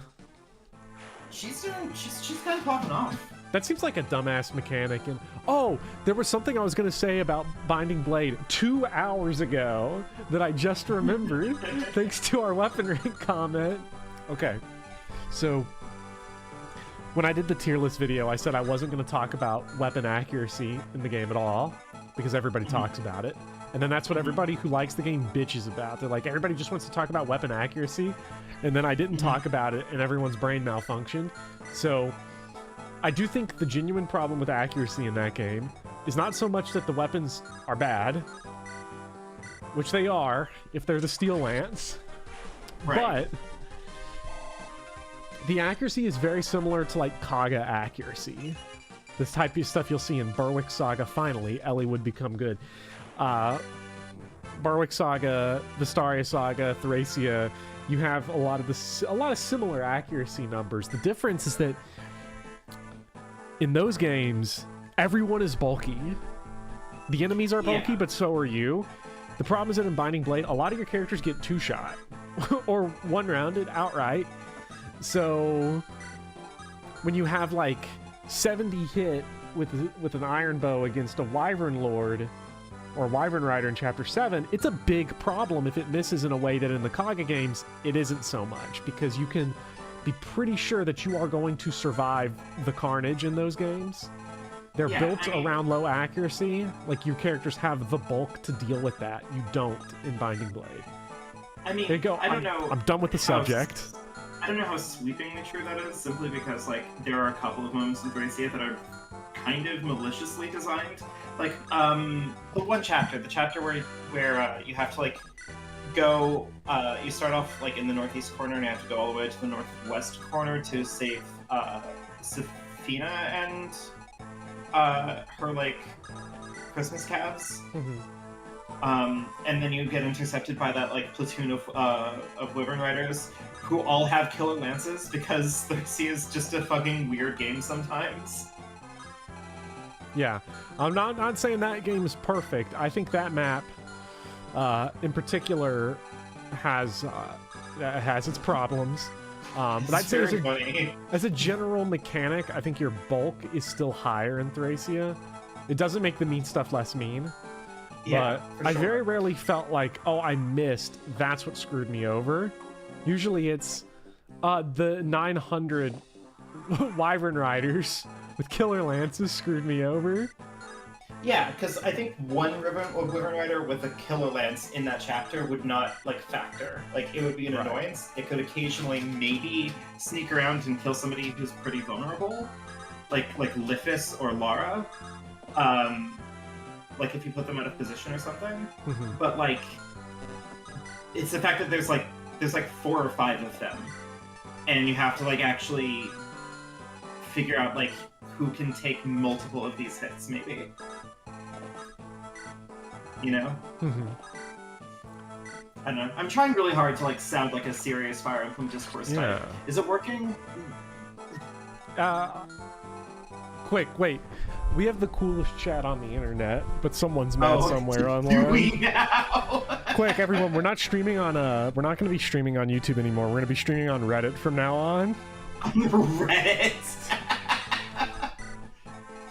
I hate to do this to you, but it's the way it has to be. It's incredible. So the way FE7 does support grinding is definitely an improvement. To be fair, it is an improvement that does not fix the problem. This is tweaks around the edges, centrist bullshit, but I am glad that there's no point limit anymore. There's just a level limit, so you can get a level per chapter per Right. support of grinding, instead of like the vague point limit of FE6 that you couldn't really keep track of.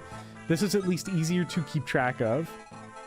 That is It's true. still awful, to be clear. The GBA support system will always suck and always be shit, and nobody will convince me otherwise. Not because I'm stubborn, but because you're wrong. Right. Which, by the way, is the third most gamer thing I've heard you say. I'm racking them up today. Sure are. Let's go, Bartray. God, we do love Bartray. I love it when Bartray Ooh, games. yeah, no, that's what you should do. You should be a TikTok streamer. Oh my god. Thanks for the idea, Pitfail.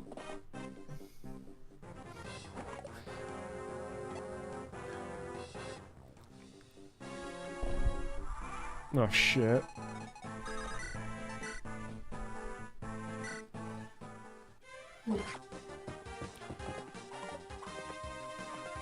Did Dorcas take Steel Axe to the grave with him? Probably.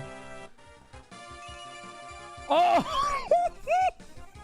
Bartray, what the fuck is this problem? Like, Guy's a what are maniac. you doing, man? I've never... When they told me this was possible, I didn't believe them. Yeah, the I man's should have insane. listened.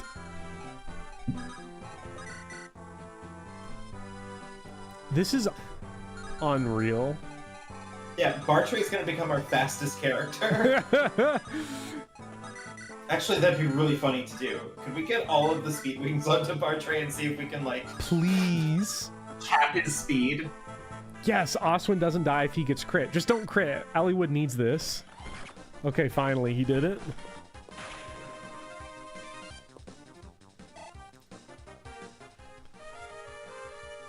This mage just be most randomly level 5 mage. Come on, Elliewood. There we go. That's the good stuff. Okay, so I don't know how common of a discourse opinion this is, but I'm gonna throw it out there. The thing that kind of kills this game for me a little bit for Hector Hard Mode, and I'm not gonna dock the game too much for that. I think this is an ancillary problem. I think this is minor, because the game has 3 other difficulties that are probably better. I don't like the EXP hit in Hector Hard Mode. Oh, like the decay. Yeah. You level up so slow in this game. Feels like a ROM hard hack. mode, yeah, in hard mode especially. Yeah. I think that leveling up is one of the things that feels the best in Fire Emblem. Yeah. Because I have a little fanfare. Yeah. Ooh. Yeah, I don't know. It does feel very. Yeah, we will try to get Elliewood this boss kill if we can. I think the only way we don't is if Marcus crits. Just possible.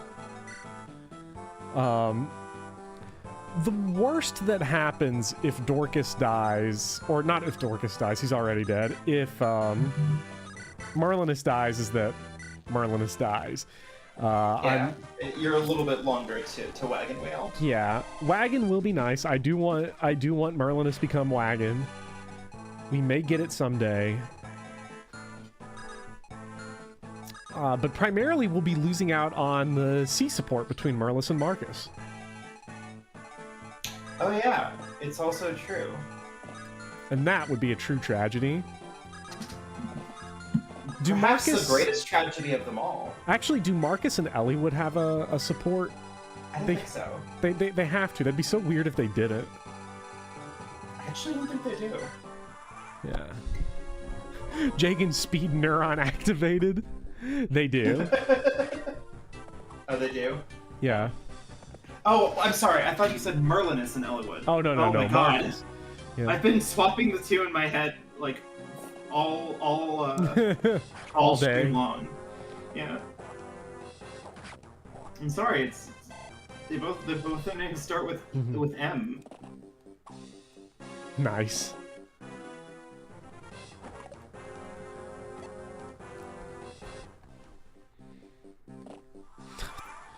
Oh, they don't stop coming, and they don't stop coming, and they don't stop coming. Well, it's okay. We're almost to the pirate ship chapter. Your favorite kind of Fire Emblem chapter. There are maps that I love in Fire Emblem, and it is mostly pirate ships.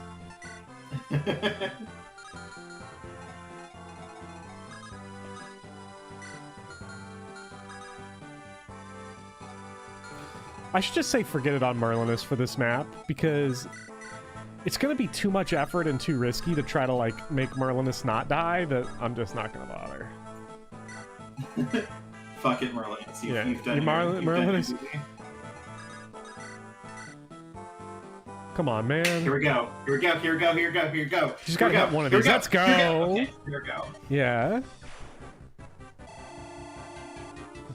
Yeah, I think the next chapter is when we get a general as a boss.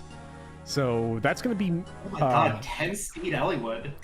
I was bitching and moaning and complaining about his speed earlier, so it's nice to see Hector has to fucking seize the gate. God damn it. He sure does.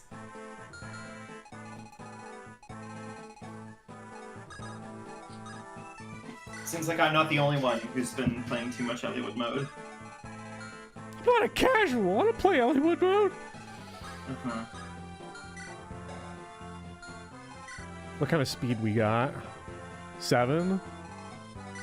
And this guy's got 9. 7. Okay, so we're fine. But just in case, I'll be taking that red gem, please.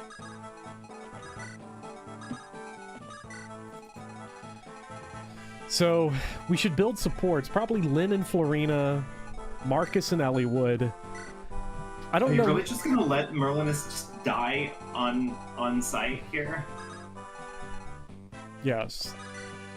Okay. Just wanted to ask. Well, I'm trying to remember to always calculate damage after moving. I don't think there was anything I could have done there if it was just like, yep, she's dead. If Merlinus survives, maybe we'll dip out. If he dies, then we're support grinding, I think. That does it! That does it. It's also Bartray grind, because these guys are all level 7, so he's gonna pull in some decent EXP from these chumps. It's true. It's true. More Sarah healing. She can hit... Well, okay, can somebody tell me what the items are in the next map? Because that... Or, like, which one's this, like, where the Night Crest is specifically? I think the Night Crest is in the chests that are closer to where you start. Okay. Wow. Then that thief is gonna have to really get a move on. Sure is. That does it! That does it!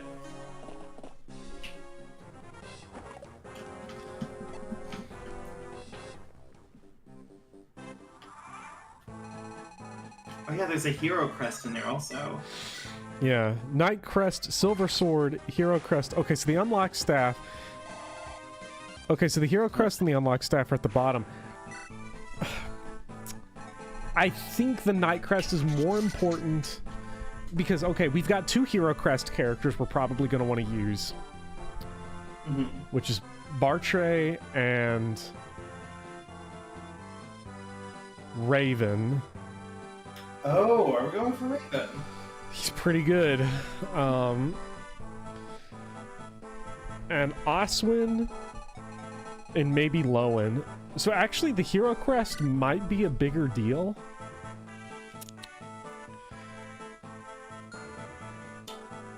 Are you sure? Maybe, Because I don't know. Oswin... Yeah, you can buy chest keys, you cannot, or you can buy door keys, you cannot buy chest keys in this map. Thank you so much for the $20 donation, Anonymous.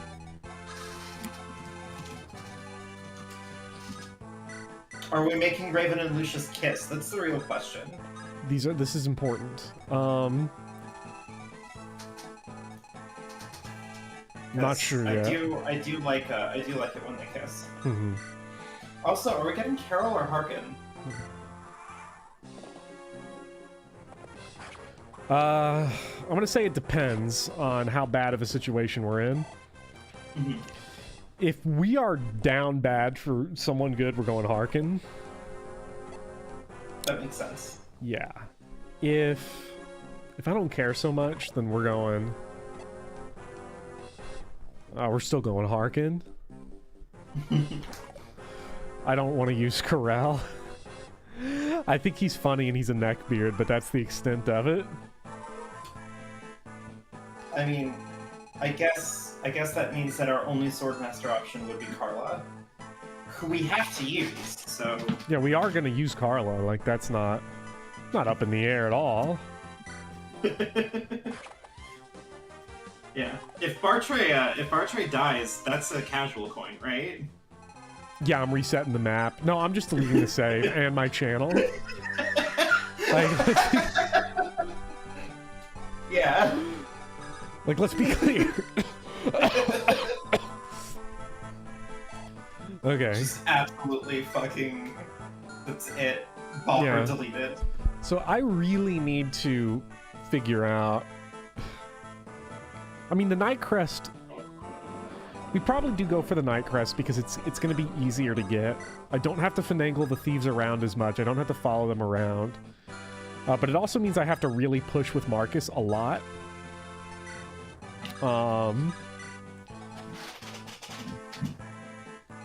Sane support with anybody here? Oswin? Oswin support with Hector, probably? Probably. Osmond and Hector? Yeah, for sure. Probably Oswin, Hector. I want Lynn, Florina. I mean, You don't want Lynn next to Hector though, because she's going to be building support with him too. Yeah, but if it's only for one turn, the way FE7 works, it's not that big of a deal for this one turn.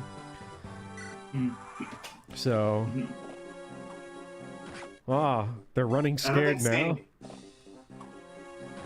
I don't think Sane can support with Lynn. I thought Lynn can only support with Kent.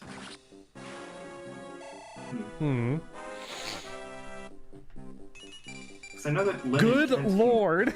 Haha! It keeps... Did Bartray get speed again? He got speed again. What's his speed guy growth? is Can somebody confirm this for literally- me? Isn't it like 20%? It's something stupid. At this point in time, his speed growth is 80%. Yeah. It's 40. Oh wait, it's Dorcas that's really bad. 20%. Dorcas is 20%. Okay.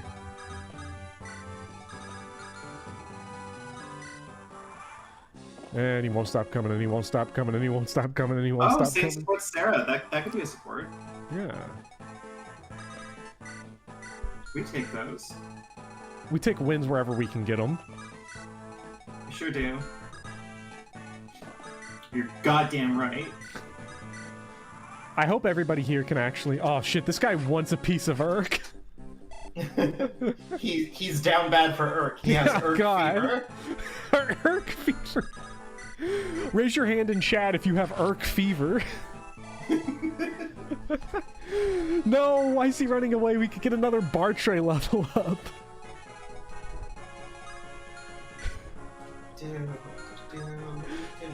Oh, he might be running to the fort. That's what he might be. He's running to the fort. He has heal AI going on. Goodbye, sir. Arrivederci. To quote one of my favorite characters in all of time. Okay, can somebody confirm, does FE7 have a support point limit? Or is it just like each character can get a support level per chapter, or is it like one support pair can get one level per chapter? I'm pretty sure that okay, and everyone can get one. Everybody gets one, so I guess Eliwood and Marcus and Hector and Oswin can't get anything. It stops going up after turn 50. We're at turn 26. We're just taking it all the way to the top. I don't think that's true. I think it stopped. It's stopping going up after turn 50. That's a genealogy thing. It's pair. Shout out to Spike being the only person here to have Urk fever. It's okay, Spike. We see you, and yeah, you're seeing your herd, your respected herd. Yeah. It's sad that Yeah, the turn 50 thing is FE4. Okay. No limit. Lynn plus Farina already have a support. Wait. Oh, they have to talk first to get rid of that option. And then they'll probably be able to get it. Oh, hey. Look at that. Yeah. Nice.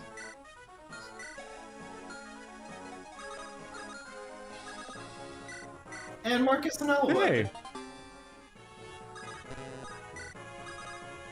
Hey. Oh my Okay. god. This is Everyone's, actually everyone's surprisingly popping off. efficient. Okay, so we're probably gonna go. Oswin Hector. We're probably gonna go Oswin Hector B. Elliewood. Oswin Hector B. Elliewood Hector A. Marcus and Elliewood B. So that you can get Marcus Merlin as A. I know. Yes, I know that's that goes. actually what we're probably going to go for. I just have to identify the chapters where I keep them alive, and then Sane and Sarah. Is there any other supports here that would be worth building? That we from the can people just, that we're who else does definitely Sane? Who using. else does Sane get? I'm getting Marcus Merlin to say. Sure are. I mean, you're not getting it right now. You're not building that support in this conversation, in this chapter. Because Merlinus is, not with us. No, he is dearly departed. Sane gets Ken plus women. Does women include Lynn? Does women include Lynn? Well,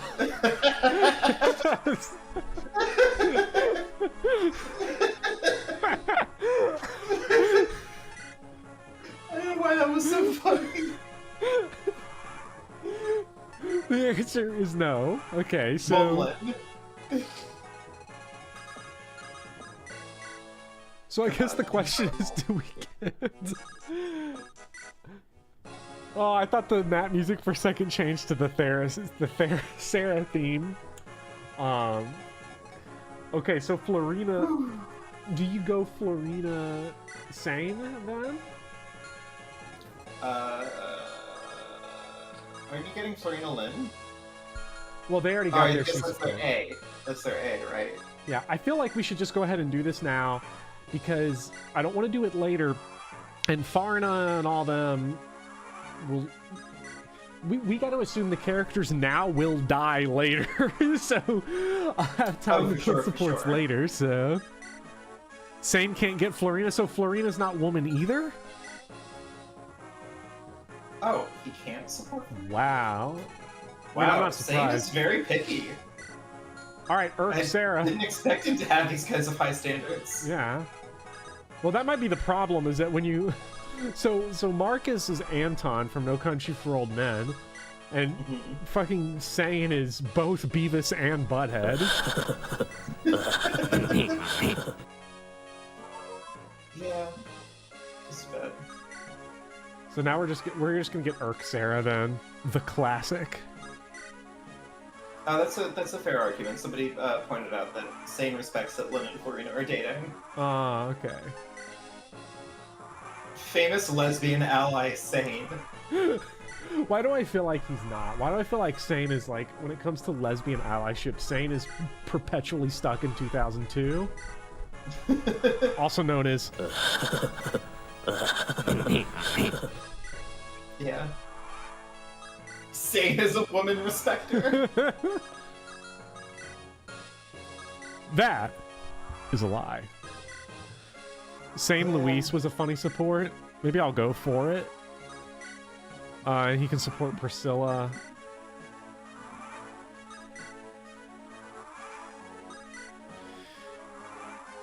Flirty but not malicious. Well, I mean, last time we learned that through the intense voice acting of the first two chapters, that Sane's voices. I hail from Calicanton, homebed of passion and fire. Right. Unlike Guy, who hails from Flavortown. He sure did at one point. I mean, he always will hail from Flavortown. It's just that he never went anywhere else. Yeah. So He, sad. He's in the he's on Flavor Street up in the sky. Turn 103. Great. This is good. Yeah. I'm feeling good about this. I don't know about you. This might be my last chapter because This is I have to probably my prepare last for, chapter too. Yeah. Because my brain's getting to the point where it's probably going to be fried if I...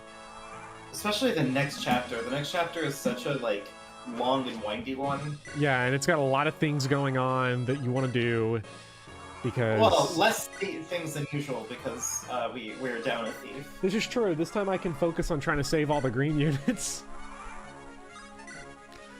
Are we sure that I'm still building support? Do Sarah and Urk have support? Or did it actually end at turn 50? Because... or do they have a very slow support? Be very funny if Sarah is like everyone except Sarah can't actually like support Urk. Yeah. Sarah doesn't actually have Urk fever. Wait, there is no support between Sarah and Urk? No, there is. I'm sure there is. Okay. It would be extremely weird if there wasn't. Maybe someday. All of Sarah's supports are slow because she's annoying. Okay, if that was the real reason, though, I think that would genuinely be hilarious. Yeah, it would be. Like if we looked it up and it was just like, oh yeah, no, we made Sarah's support quotes all just absolutely garbage because nobody wants to talk to her. You need 90 turns. Wow.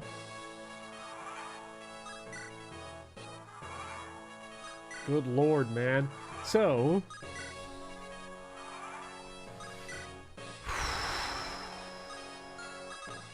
there we go.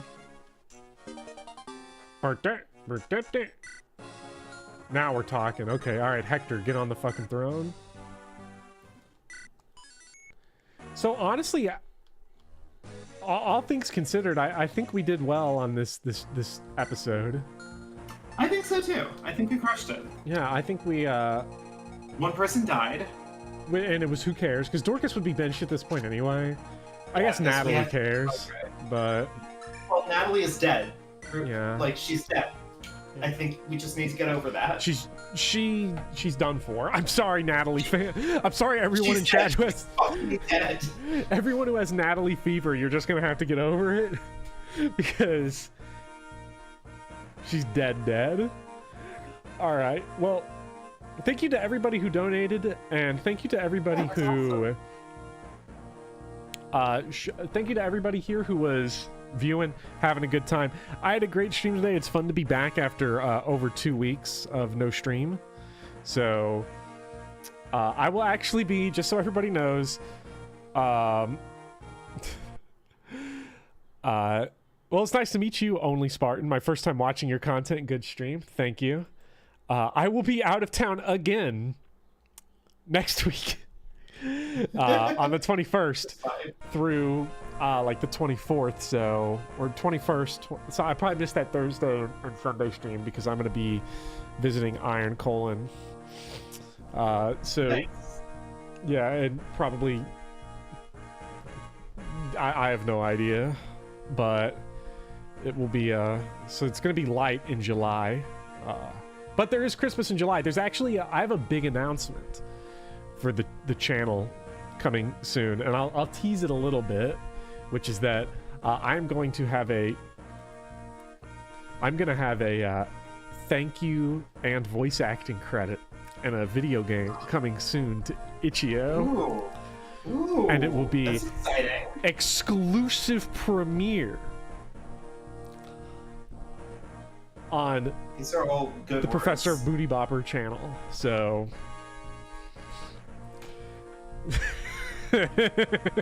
I know what it is and nobody else does, and it makes it very funny. So Well, I'm looking forward to it. yes, I'm excited to show it off. I'll be back in a few days. Me and X0X-Man are going to play more Pokemon Alpha Sapphire Nuzlocke this week. It'll be his first time nice. joining for Alpha Sapphire. That's going to be fun.